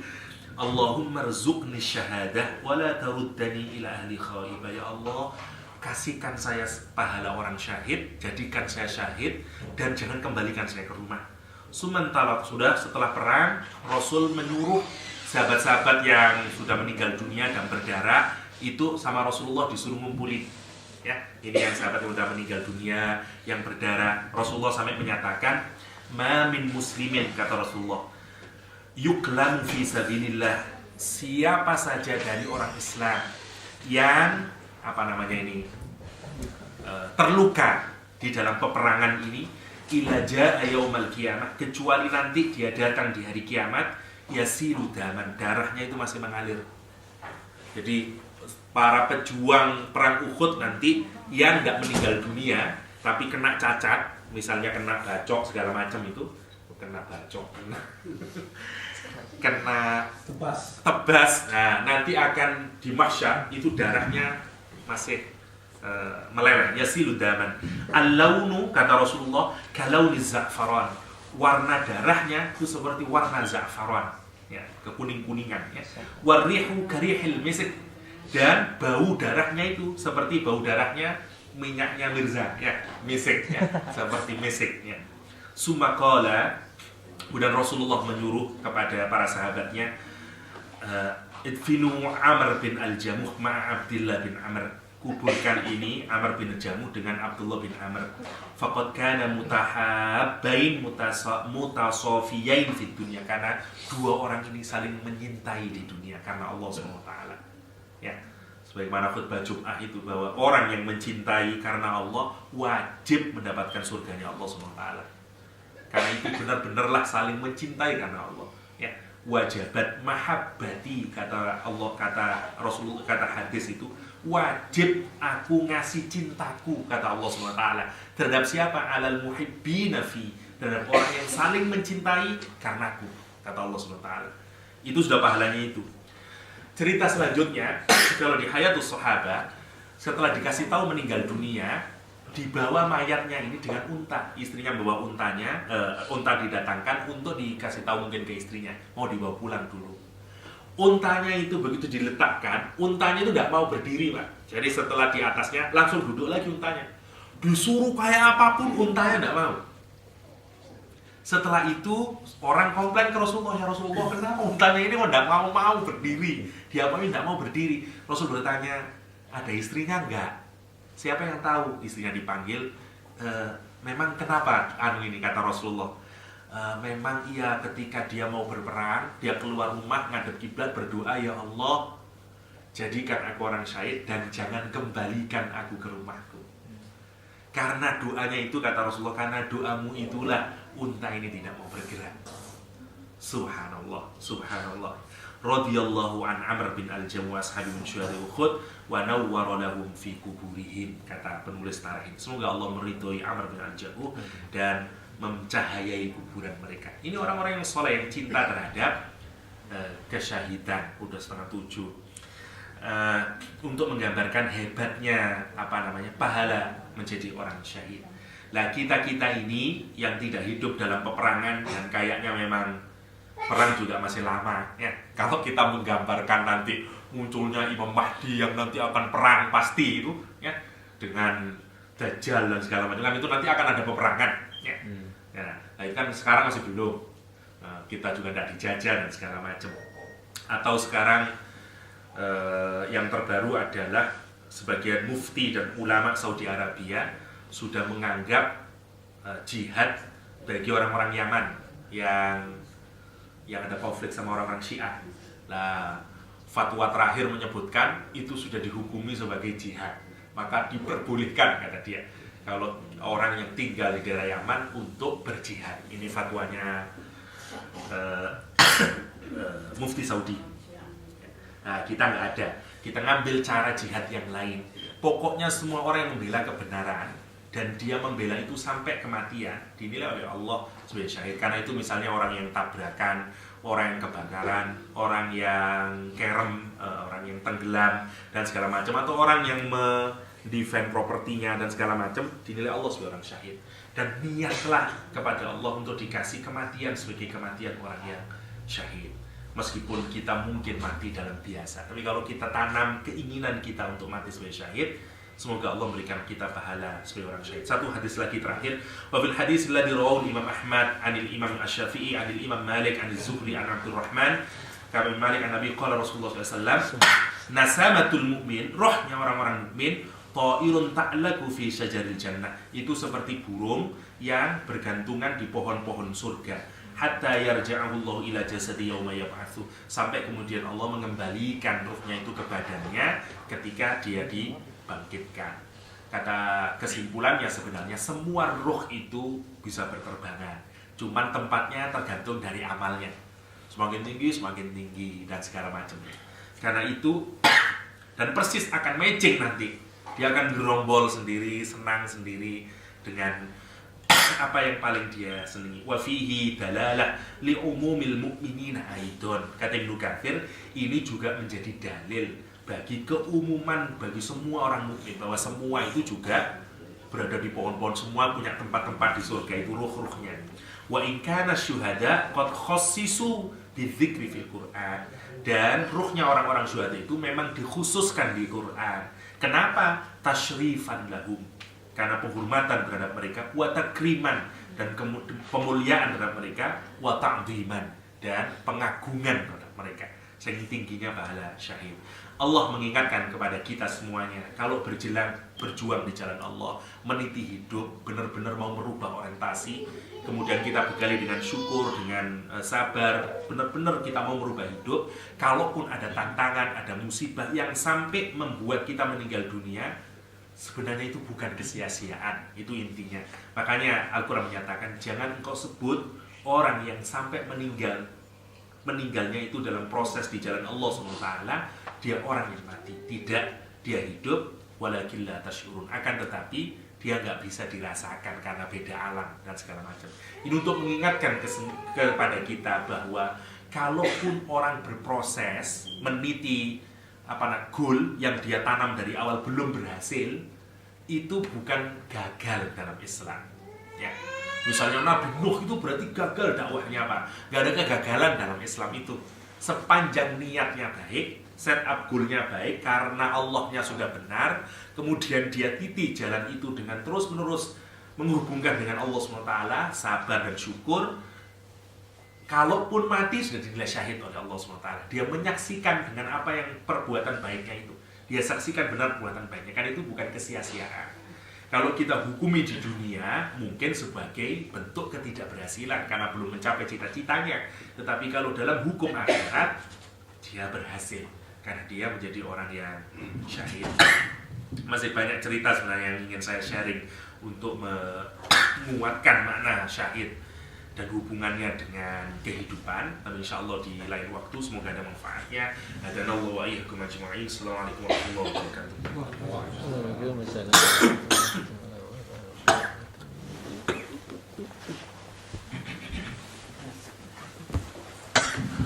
Terima kasih Ustaz ya. Penjelasan sangat menarik ya. Meskipun batuk Mekahnya masih ada nih, belum hilang ya. Kalau kayaknya obatnya nggak cocok dengan obat Melbourne, cocoknya obat dari Pasuruan kayaknya, bagus. Ada permohonan maaf dari Ustaz Fadil tidak bisa sampai akhir karena ada keperluan ke Siti. Jadi kalau ada pertanyaan Ustaz Fadil nanti bisa dijawab oleh Pak Yahya kalian katanya. Tadi penjelasan tentang ruh orang-orang yang syahid yang masih jangan dianggap mati katanya karena masih hidup. Barangkali ada pertanyaan, karena biasanya kalau tentang ruh suka banyak hal yang menarik misalnya. Apakah kesurupan ruh juga katanya? Jadi ini suka banyak kesurupan, jangan-jangan mereka dapat banyak ruh kayaknya. Ada pertanyaan dari ibu-ibu satu, dari bapak satu, yang dari belakang dulu, ibu-ibu dua dulu. Dari bawah, silakan dari belakang dulu. Assalamualaikum warahmatullahi wabarakatuh. Waalaikumsalam. Saya ingin bertanya tentang ruh. bahwa ruh orang mukmin itu hidup gitu ya, dan bergantungan di pohon surga. Jadi berarti masih hidup. Nah, bagaimana halnya dengan ruh orang non mukmin, di mana adanya gitu. Nah kemudian yang kita tahu kan ada siksa kubur. Nah ketika manusia itu meninggal, ruhnya itu ada di mana, dan ketika ada yang disiksa di dalam kubur itu ruhnya apa jasadnya. Nah itu yang saya tanyakan. Terima kasih. Assalamualaikum warahmatullahi wabarakatuh. Pertanyaan berikutnya, tampung langsung pakai di iPad 3 disimpan. Assalamualaikum warahmatullahi wabarakatuh. Pertanyaan saya berkaitan dengan kelompok orang-orang yang masuk surga, yang dikelompokkan pertama tadi adalah kaum syuhada, siddiqin dan sholihin. Kalau melihat dari yang pertama itu ada unsur sesuatu yang uncontrollable, artinya karena tidak kemungkinan orang untuk mendapatkan mati syahid itu terkait dengan hal lain, artinya dengan kontekstual gitu. Sedangkan kalau sholihin kita mungkin ada effort di situ. Nah bagaimana kita itu bisa mengusahakan, terlepas dari doa tadi adalah berikanlah kami rezeki menjadi mati syahid. Kira-kira usaha-usaha apa yang bisa memungkinkan untuk kita masuk dalam kelompok yang pertama tersebut, syuhada. Demikian pertanyaan saya. Assalamualaikum warahmatullahi wabarakatuh. Yang kedua tentang syuhada ya. Bagaimana usahanya? Kalau jamaah haji yang kemarin Pak Iman nih sudah mereka udah tinggal di Hotel Al Syuhada ya. Jadi mungkin salah satu cara untuk menuju syuhada dari Pak Iman luar biasa itu ya. Jamaah haji yang kemarin salah satu langkah. Nggak milih hotel Hilton di Mekahnya, milih Hotel Al Syuhada gitu nih. Silakan Man. Assalamualaikum warahmatullahi wabarakatuh. Cuma mau klarifikasi aja tadi, sahabat yang ayahnya namanya Amr itu katanya istrinya namanya Hindun. Ini Hindun yang sama yang menjadi istrinya Abu Sufyan atau bukan? Atau jangan banyak-banyak Hindun ya. Hindun kelasnya mungkin beda. Iya. Bismillahirrahmanirrahim. Yang pertama tentang ruh, ada ayat Al-Quran yang menyatakan di surat Az-Zumar yang sebenarnya ini menjadi perbedaan paling tegas dan juga persamaan antara orang yang mati dengan yang tidur ya. Kata Allah SWT, Allah yatawaffal anfusa hina mautiha wallati lam tamut fi manamiha fayumsikul ladzi qada 'alaiha al-mauta wa yursilul ukhra ila ajalin musamma. Ya, Allah mematikan jiwa atau diri itu hina mautiha, ketika dia mati, wallati lam tamut fi manabiha fayumsikul ladzi qada 'alaiha al-maut wa yursilul ukhra ila ajalin musamma. Kalau memang Allah mematikan orang itu, maka ruhnya memang sudah diambil oleh Allah SWT. Tetapi kalau orang itu ditidurkan, ruhnya ditahan oleh Allah sampai waktu tertentu, ya, baru nanti dikembalikan lagi. Sebenarnya prinsipnya sama. Jadi orang yang mati adalah orang yang dipisahkan antara ruh dan jiwanya secara permanen. Orang tidur adalah orang yang ruhnya dipisah oleh Allah SWT, akan tetapi batasnya tidak permanen, tertentu. Ada yang oleh Allah dipermanenkan sehingga tidurnya kebablasan sampai meninggal dunia. Ada yang waktunya cuma dikasih 8 jam, balik lagi, bangun, dan segala macam. Kalau mau kita renungkan sebenarnya betapa Allah itu mengajarkan kepada kita semuanya bahwa kematian itu pengalaman sehari-hari sebenarnya. Sayangnya, orang tidak sadar-sadar akan kematian. Padahal kematian itu peristiwa tiap hari kita jalani. Lihat, siksa, gampangannya dulu ya. Orang yang mimpi buruk di dalam tidur, merasakan siksanya enggak dalam mimpi buruk itu. Merasakan siksanya. Bahkan kalau orang dikejar anjing, mimpi dalam tidur, dia terengah-engah setelah bangun tidur itu. Dia bisa keringatan dingin keluar. Ya, dia bisa capek semuanya. Ya, sama juga dengan kenikmatan. Kalau yang jauh dari istri, misalnya, terus mimpi, sampai bisa nikmat itu. Kalau kita pikir, subhanallah kok bisa ya orang tidur kayak begitu itu. Padahal, bahkan sampai kayak ada hubungannya ke dalam tubuh. Padahal yang mimpi itu siapa yang mimpi? Dan segala macam. Karena Allah ingin menggambarkan, kalaupun tidak fisik, karena ada perbedaan di kalangan para mufassir. Satu, siksa di dalam kubur itu ada yang menafsiri ruh saja, ada yang menafsiri juga badan saja. Tapi memang pendapat yang lebih kuat memang ruhnya saja. Ada yang menyatakan ruhnya tidak diapa-apakan, hanya diperlihatkan saja. Karena sebagaimana di dalam Al-Quran, sebagaimana kelompoknya Fir'aun dan anak buahnya itu tiap pagi dan sore diperlihatkan neraka. Diberikan neraka, dikejar anjing aja sudah susah ya. Jangankan dilihatkan neraka, itu bentuk siksa diperlihatkan saja udah menakutkan sekali itu. Jadi kan kalau kita bayangkan, ada kelompok karena dalam Islam itu yang tidak mengakui adanya siksa kubur. Loh, kalau kita lihat siksa dalam pengertian benar-benar disiksa, siksa ini kan macam-macam bentuknya. Kalau kita pikir di dunia siksa itu yang menyakitkan baru dipukulin, siksa alam ruhani, ya jangankan, nggak usah dipukulin, ya mimpi ketemu anjing sudah susah, apalagi mimpi dimasukkan ke dalam api neraka. Atau mimpi ditunjukin loh kegagalan kamu, ini kesedihan kamu dan segala macamnya ya. Jadi nggak enak semuanya itu, nggak enak semuanya.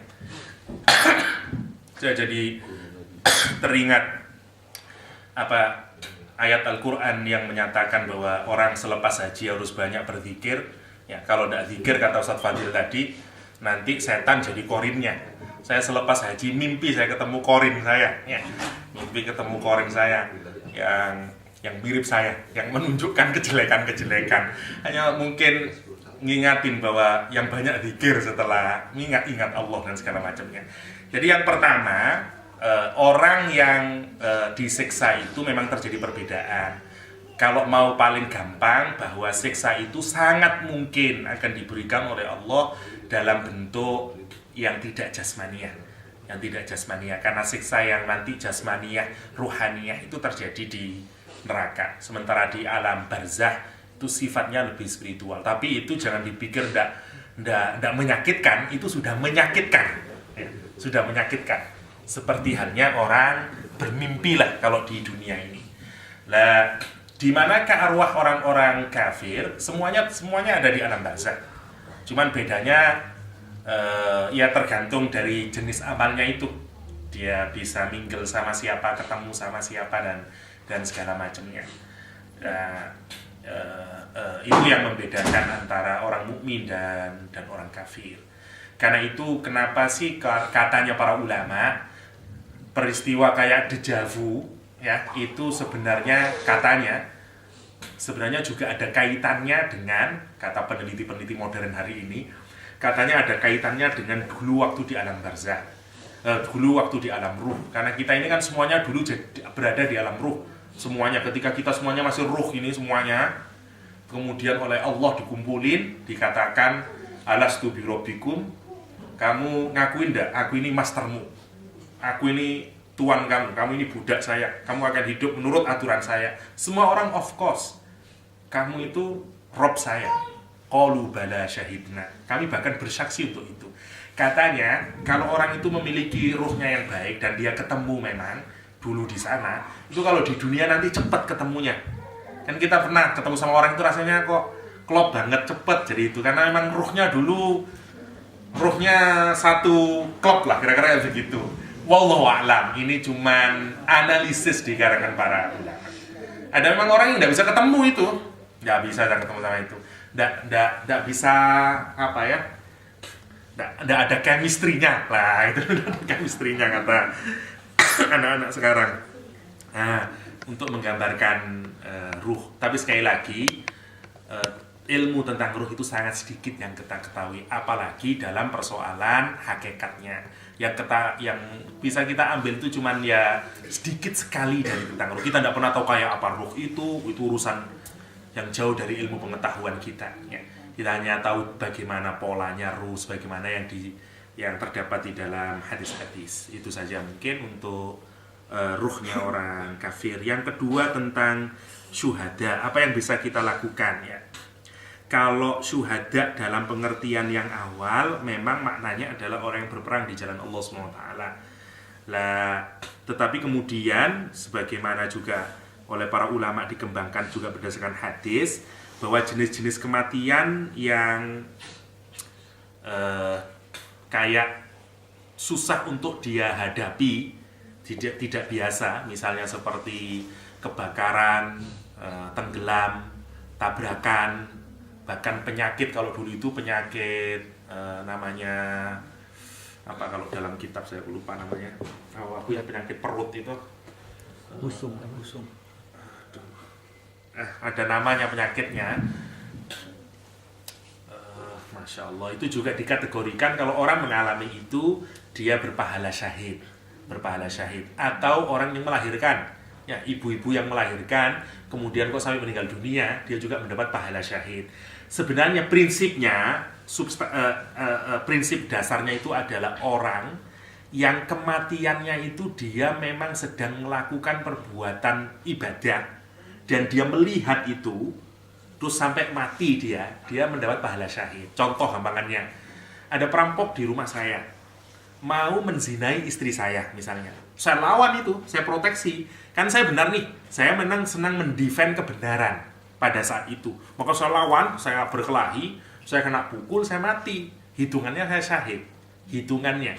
Tapi syahidnya syahid akhirat. Apakah perlu enggak dimandikan, Mbak? Tetap semuanya, proses itu semuanya tetap sama, cuman dia mendapat pahala orang syahid. Kenapa? Karena dia sedang melakukan kebenaran dan dia menyaksikan kebenaran itu dia lakukan, gitu maksudnya.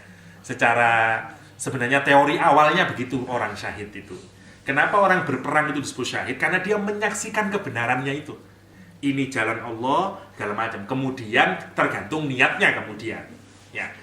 Kalau dia motifnya bukan karena Allah, ya tidak dihitung syahid. Meskipun yang dia lakukan itu kebaikan, dia menyaksikan perbuatan baik itu dengan dirinya sendiri, dia witnessing, tetapi kalau motifnya tidak baik juga tidak baik. Sama dengan perbuatan yang lain kemudian. Sama dengan orang tenggelam, itu semuanya kan dia saksikan itu.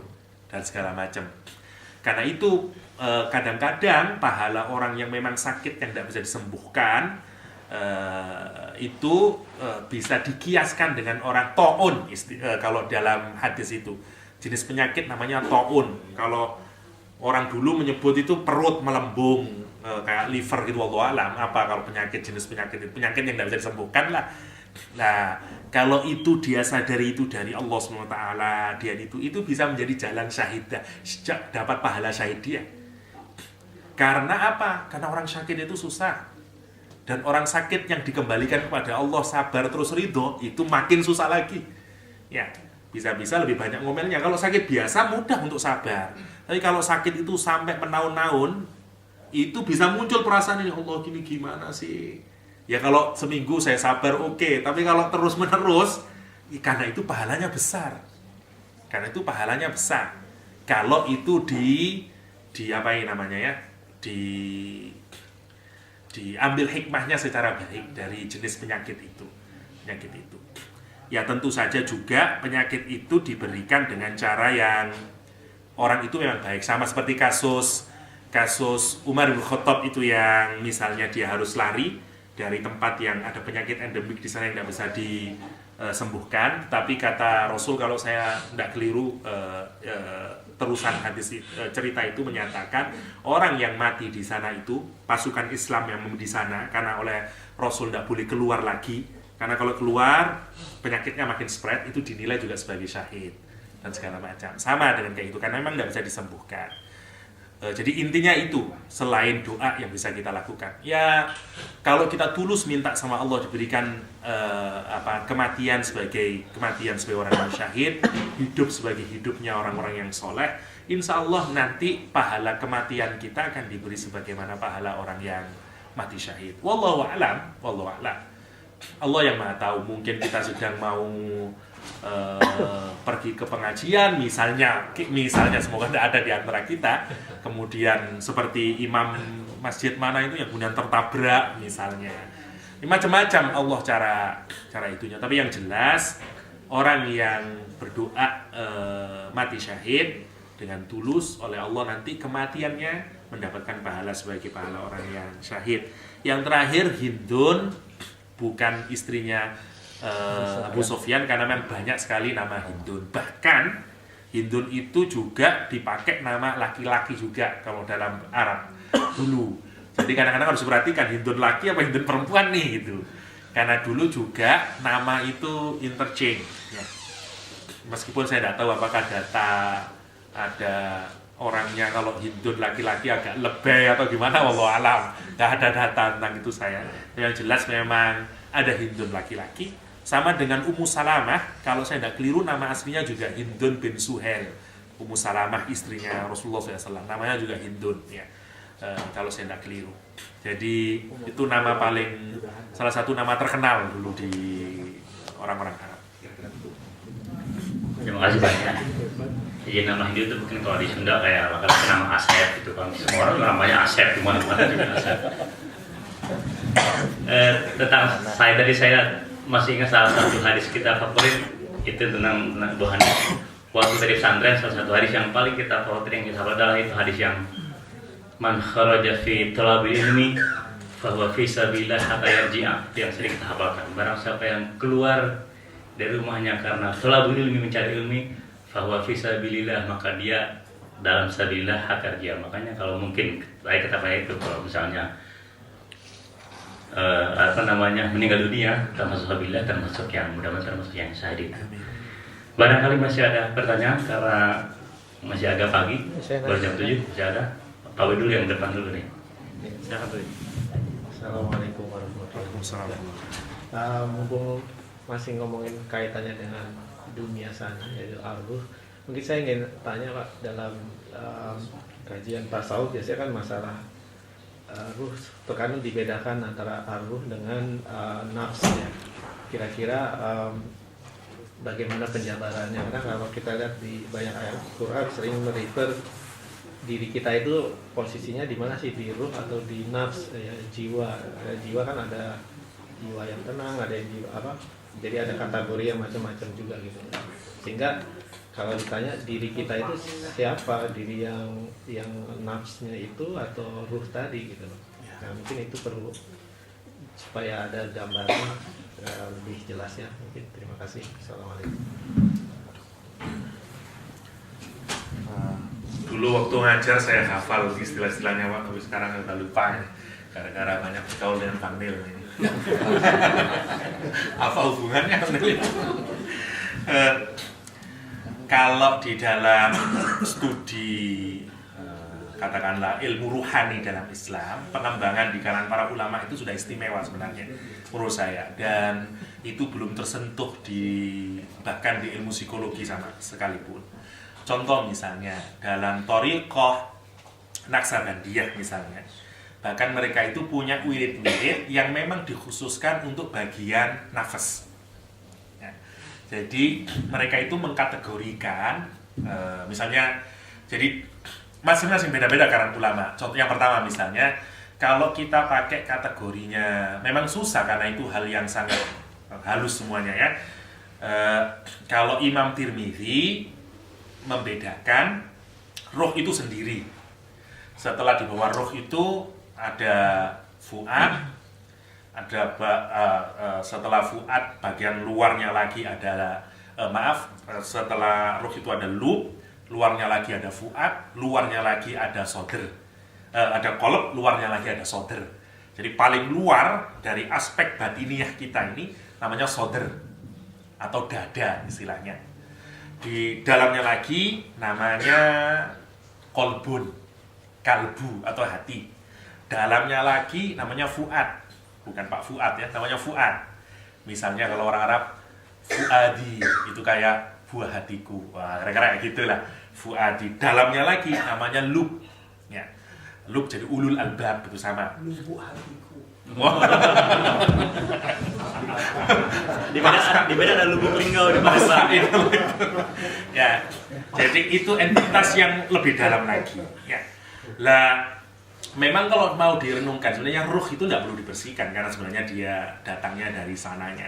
Tapi wallahu a'lam. Kalau yang lain, ulama-ulama yang lain yang dipakai oleh Imam Tirmidzi ini semuanya menggunakan Al-Qur'an. Karena Al-Qur'an juga menggunakan sodr, menggunakan fuad, menggunakan kolab, menggunakan dan segala macam. Seperti prinsip yang umum, sesuatu yang menjadi perhatian utama, concern, itu pasti memiliki banyak nama dalam Islam. Ya, itu menunjukkan bahwa hal itu sangat penting, sangat penting. Seperti yang saya jelaskan juga, mengapa pertanian itu menjadi penting di Arab, karena memang nanam pohon sampai bisa keluar pohon itu sesuatu yang istimewa. Karena itu orang Arab sampai membeda-bedakan nama petani itu. Kalau baru petani begini, kalau sudah mau panen dia sebut falah. Kalau masih bijinya ditaruh tanah kemudian ditutupin, namanya kafir misalnya ya. Dan segala macam untuk menunjukkan bahwa peristiwa ini peristiwa penting gitu. Kalau tidak penting nggak banyak nama. Kalau penting nggak banyak nama. Lah sama dengan ruhani, ulama-ulama kita itu memiliki Jadi misalnya kalau saya tidak tahu dari mana asalnya, saya belum mendeteksi mencari benar dasar pijakannya. Tapi mereka meyakini bahwa ada mulai dari bagian tubuh kita ini, mulai dari bawah pusar itu sampai ke tubuh ini, itu ada titik-titik. Misalnya di sini itu tempatnya nafsu, berkorelasi dengan kedirian. Kalau dalam Islam itu kan ada mulai nafsul amarah paling bawah, nafsu yang mengajak kita untuk buat maksiat, maksain kita pokoknya. Setelah itu ada nafsu lawamah yang nyaci kita. Yuk tahu kalau itu salah tapi yuk kerjain. Tahu, tapi tetap dikerjain. Ini lawamah. Naik lagi sampai ke mutmainnah. Ada lagi pembedaan para ulama itu. Ada mulhimah, ada rodiyah, ada mardiyah, dan segala macam. Lah, ini ada korelasinya. Kalau untuk menghancurkan nafsul amarah, yang diserang di sini pakai zikir ini. Saya begitu. Kalau untuk urusan nafsu misalnya, maka wiridannya ini. Misalnya pakai la ilaha illallah, sadari terus masukkan Allah. Sebenarnya itu kalau mau jangan dibaca klenik ya. Coba kita lebih sedikit saintifikkan lah modelnya. Kira gini, orang yang dihinggapi oleh nafsunya terus, tidak ada yang menjadi kesadarannya itu kecuali animal desire-nya. Makan, minum, seks. Itu aja sebenarnya di dalam otaknya. Kalau di dalam psikologi katakanlah, kalau mau merubah, masuk ke alam bawah sadarnya dirubah. Makanannya jangan makan, akhirnya dia tidak punya nafsu makan. Kan kayak begitu sebenarnya. Salah satu fungsi wiritan adalah menanamkan kesadaran. Misalnya orang ini tidak bisa ini memang pikirannya nafsu terus ini. Karena itu pentingnya punya guru kalau dalam thoriqah itu. Karena guru yang akan tahu level kamu masih di sini, amarah kamu ini. Nafsumu masih tahu amarah, belum mutmainnah kamu ini. Maka yang kamu butuhkan adalah wirid ini. Misalnya la ilaha illallah, tanamkan Allah dalam hati. Kalau misalnya ini ya, boleh setuju boleh enggak, ini kan semua bagian dari sama di semua ilmu itu ada deviannya, ada yang benar, ada yang masih dalam proses. Tapi sebagai bagaimana ulama kita mengembangkan, menurut saya itu amazing dibanding ilmu-ilmu yang lain. Misalnya dalam thoriqah Naqsabandiyah misalnya diyakini bahwa sumber nafsu itu di sini awalnya dari perut ke bawah ini, dan itu ditarik ke atas sambil ngomong la, tidak dinegasikan itu la sampai dibawa ke masuk otak. Itu caranya kata dia. La dibuang ke samping, la ilaha, ini semuanya nggak ada ini, semua selain ilah ini. Nafsu segala macam ini, segala macam. Setelah itu ilah kecuali Allah. Allahnya ditanam sih karena ini jantung kata dia. Karena itu hati. Karena itu Allah kemudian mulai ditanam di dalam hati, dimasukkan sebagai kesadaran. Kalau sebagai trik kayak hipnotis lah mungkin ya, ditanamin benar, ditanamin. Itulah mengapa kalau di Indonesia banyak sekali kan la ilaha illallah, karena dia mau menanamkan Allah, jangan nafsu, jangan wanita, jangan makan. Jadi kira-kira begitu. Kalau itu diulang terus-menerus, apa saja kalau diulang terus-menerus bisa menjadi consciousness bagi kita. Kalau katanya Hitler, kebohongan yang dikali 1000 kali menjadi kebenaran. Pak Gun ganteng, diulang aja 1000 kali. Semua orang percaya Pak Gun ganteng tuh. Kira-kira begitu. Alhamdulillahnya ganteng beneran kan gitu. Katanya begitu. Sama dengan kesadaran kita. Kalau saya cobalah dilogikakan, sayangnya memang orang-orang yang di tasawuf itu juga tidak bisa membahasakan secara saintifik, sehingga kayaknya klinik semuanya. Padahal itu semuanya upaya-upaya bagaimana diri kita ini terbiasa kemudian berpikir, punya kemampuan dan segala macam. Dan nanti beda-beda kalau para ulama ngasih tahu itu. Kalau you sudah di level ini, zikirnya udah usah ini, udah zikir yang ini. Karena dia yang tahu potensinya. Oh kamu sudah amorohnya berkurang, ganti lawamahnya sekarang, jamunya ini, kira-kira nggak begitulah latihan rohaninya. Tentu harus diimbangi dengan amal, tapi zikir itu penting karena bagian dari untuk menata kedirian. Itu kalau di dalam nanti macam-macam itu semuanya ya, lawamah gandengannya di sini dan segala macam. Meskipun nanti lupa itu kan agak mirip kayak di Hindu yang cakra-cakra segala macam. Ada orang yang mempersamakan dengan itu. Ada juga ulama yang mengatakan enggak, ini murni dari Islam sebenarnya. Misalnya penelitiannya Martin, karena orang di Thariqah Naqsabandi contohnya yang saya pernah baca itu adalah bahwa dia mengklaim bahwa Naqsabandi adalah thariqah yang punya sanad sambung sampai ke Rasulullah SAW. Dia dari Abu Bakar kalau saya tidak keliru, tapi bukan dari Ali bin Abi Thalib. Jadi sama seperti hadis, dia punya sanad. Siapa yang ngajari zikir model kayak begitu itu? Ini gurunya ini sampai ke Abu Bakar, kata dia. Tetapi dalam penelitiannya Martin, ternyata dalam penelitiannya Martin saya tidak tahu apakah memang valid si Martin Van Brunissen itu, yang profesornya Leiden itu, dalam penelitiannya Martin, menurut Martin, mulai dari sebelum ke tabi'in, itu menurut Martin itu ada pemutusnya 3 generasi atau 2 generasi. Sehingga kata Martin klaim bahwa Naqsabandiyah itu sambung sanadnya sebenarnya tidak terbukti, katanya Martin yang melakukan penelitian tentang, jadi ahli thariqah. Penelitian thariqah itu di dunia ini salah satunya adalah Martin van Brunissen, orang Leiden University itu. Dia jago thariqah apa dia tahu itu. Meskipun bukan pengamal dan sampai sekarang juga belum Islam ya. Martin van Brunissen yang pernah jadi dosen di UIN Sunan Kalijaga dulu ya. Ya sekarang masih di Leiden, ahlinya tentang itu ya, tentang thariqah. Tapi menurut saya kalau itu kemudian dikombinasi, dan alhamdulillah sekarang perkembangan terbaru, orang-orang psikologi sudah mulai melirik ke tasawuf, ke thariqah itu untuk melakukan mungkin persenyawaan, dan itu akan menarik karena di dunia tasawuf psikologi itu tidak ada apa-apanya. Dia udah terlalu menarik sekali sebenarnya kalau mau dilihat.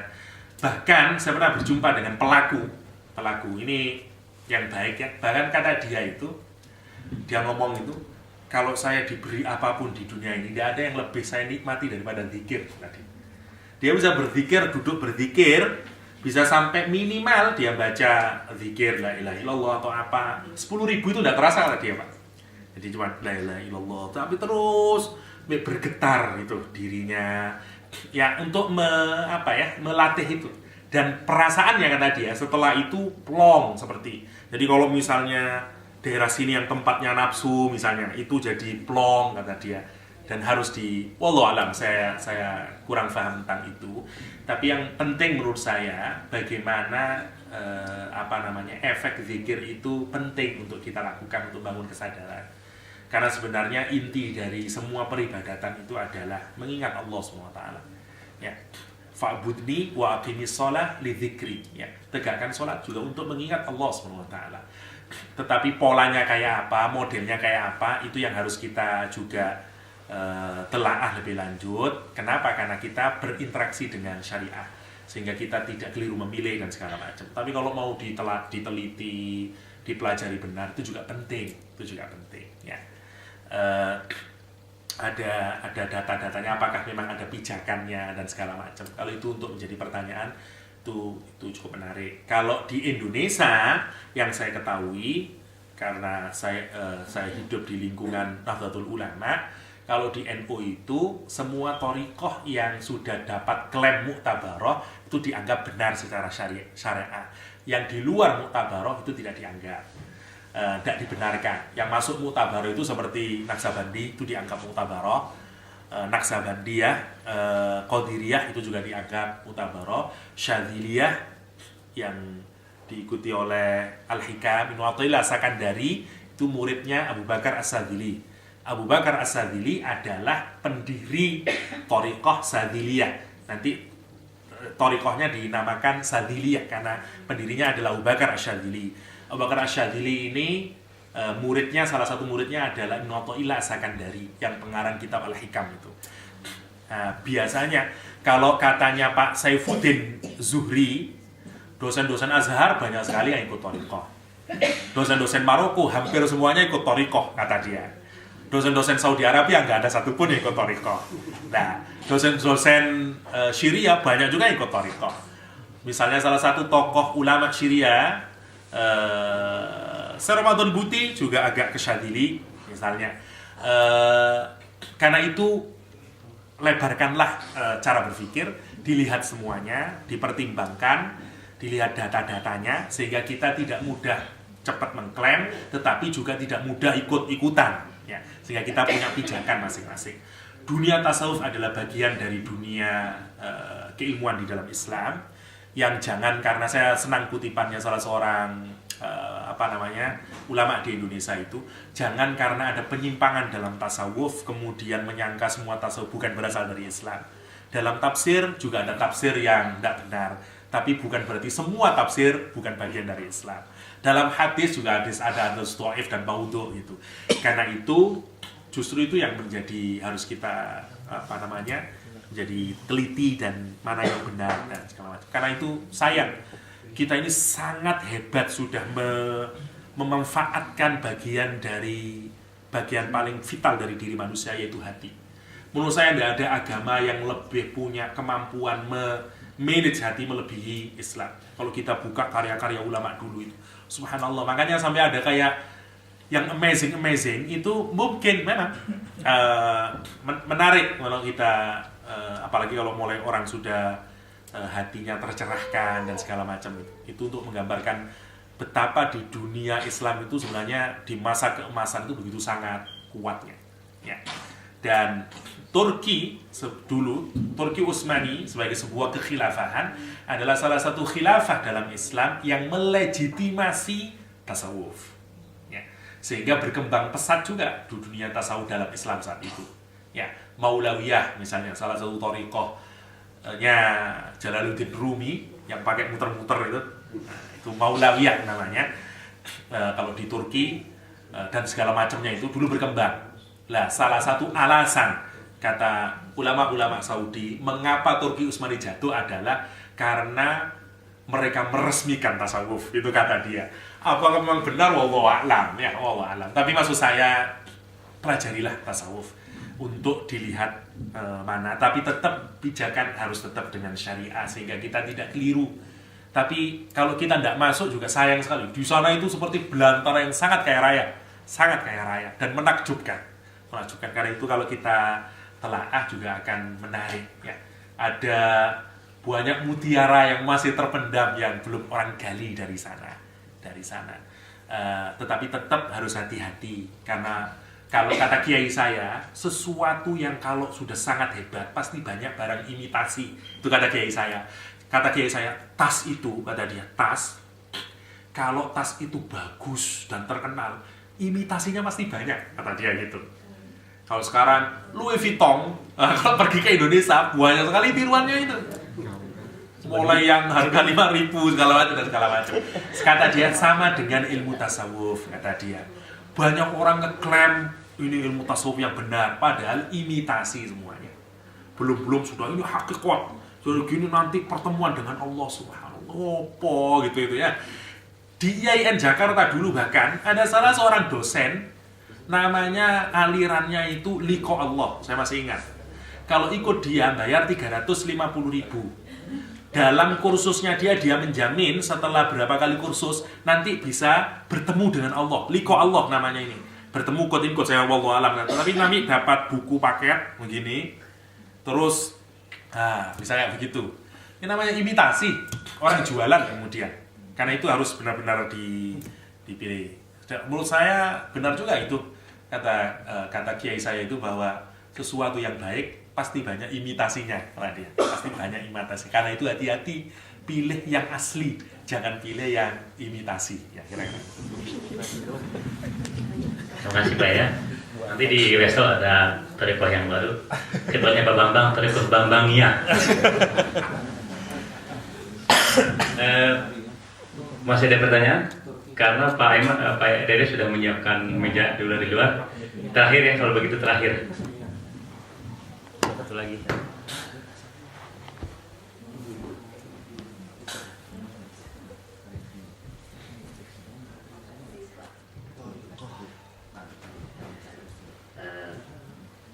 Masih mau bertanya Pak Yahya tentang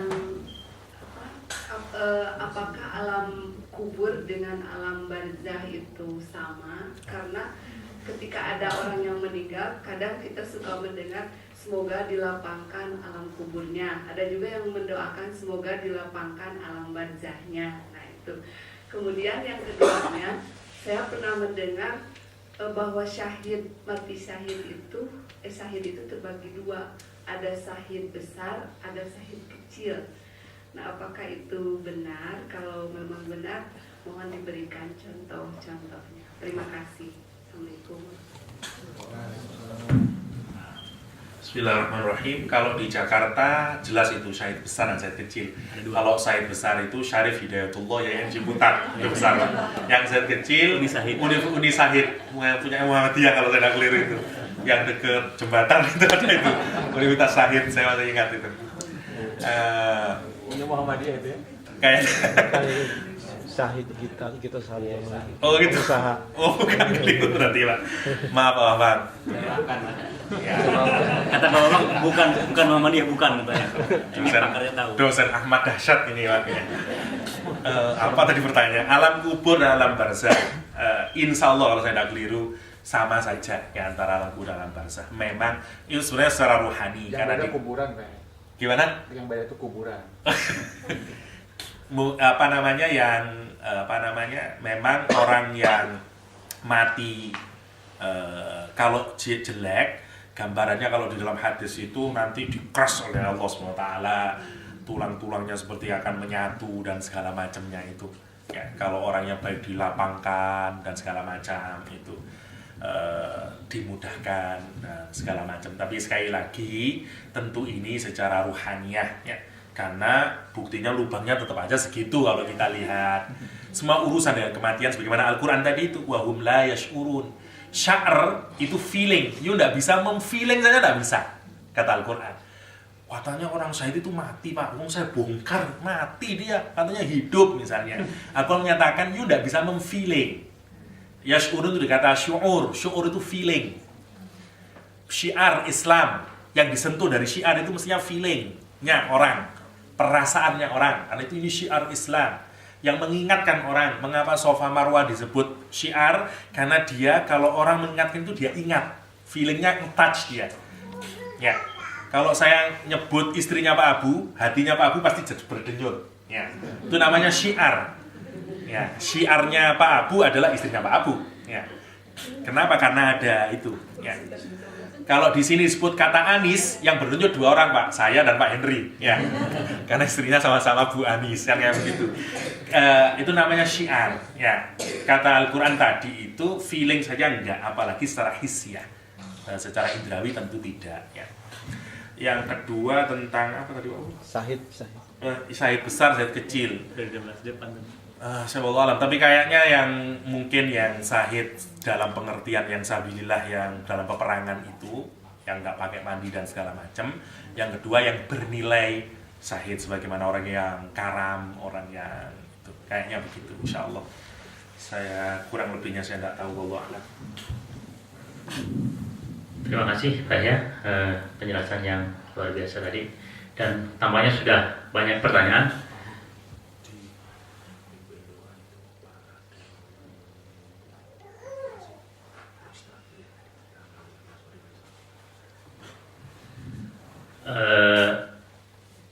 pertanyaan karena waktunya sudah lebih jam 7 lebih 20 menit. Pak Dede, apakah ada pengumuman? Ada? Oh, tidak ada. Oh, hari ini tidak ada pengumuman ya. Nanti ada Barcelona lawan Real Madrid. Oh iya, karena ada pertanyaan sepak bola jadi nggak ada pengumuman nggak Pak Dede ya. Terima kasih kepada ibu-ibu dan bapak-bapak yang membawa hidangan pada pagi ini. Mudah-mudahan dijadikan rezeki amal ibadah ya Allah Subhanahu Wa Taala. Demikian kajian Ahad pagi kita pada hari ini. Kita tutup dengan baca doa kifaratul majlis. Subhanakallahumma wa bihamdika asyhadu an la ilaha illa anta astaghfiruka wa atubu ilaik. Assalamualaikum warahmatullahi wabarakatuh.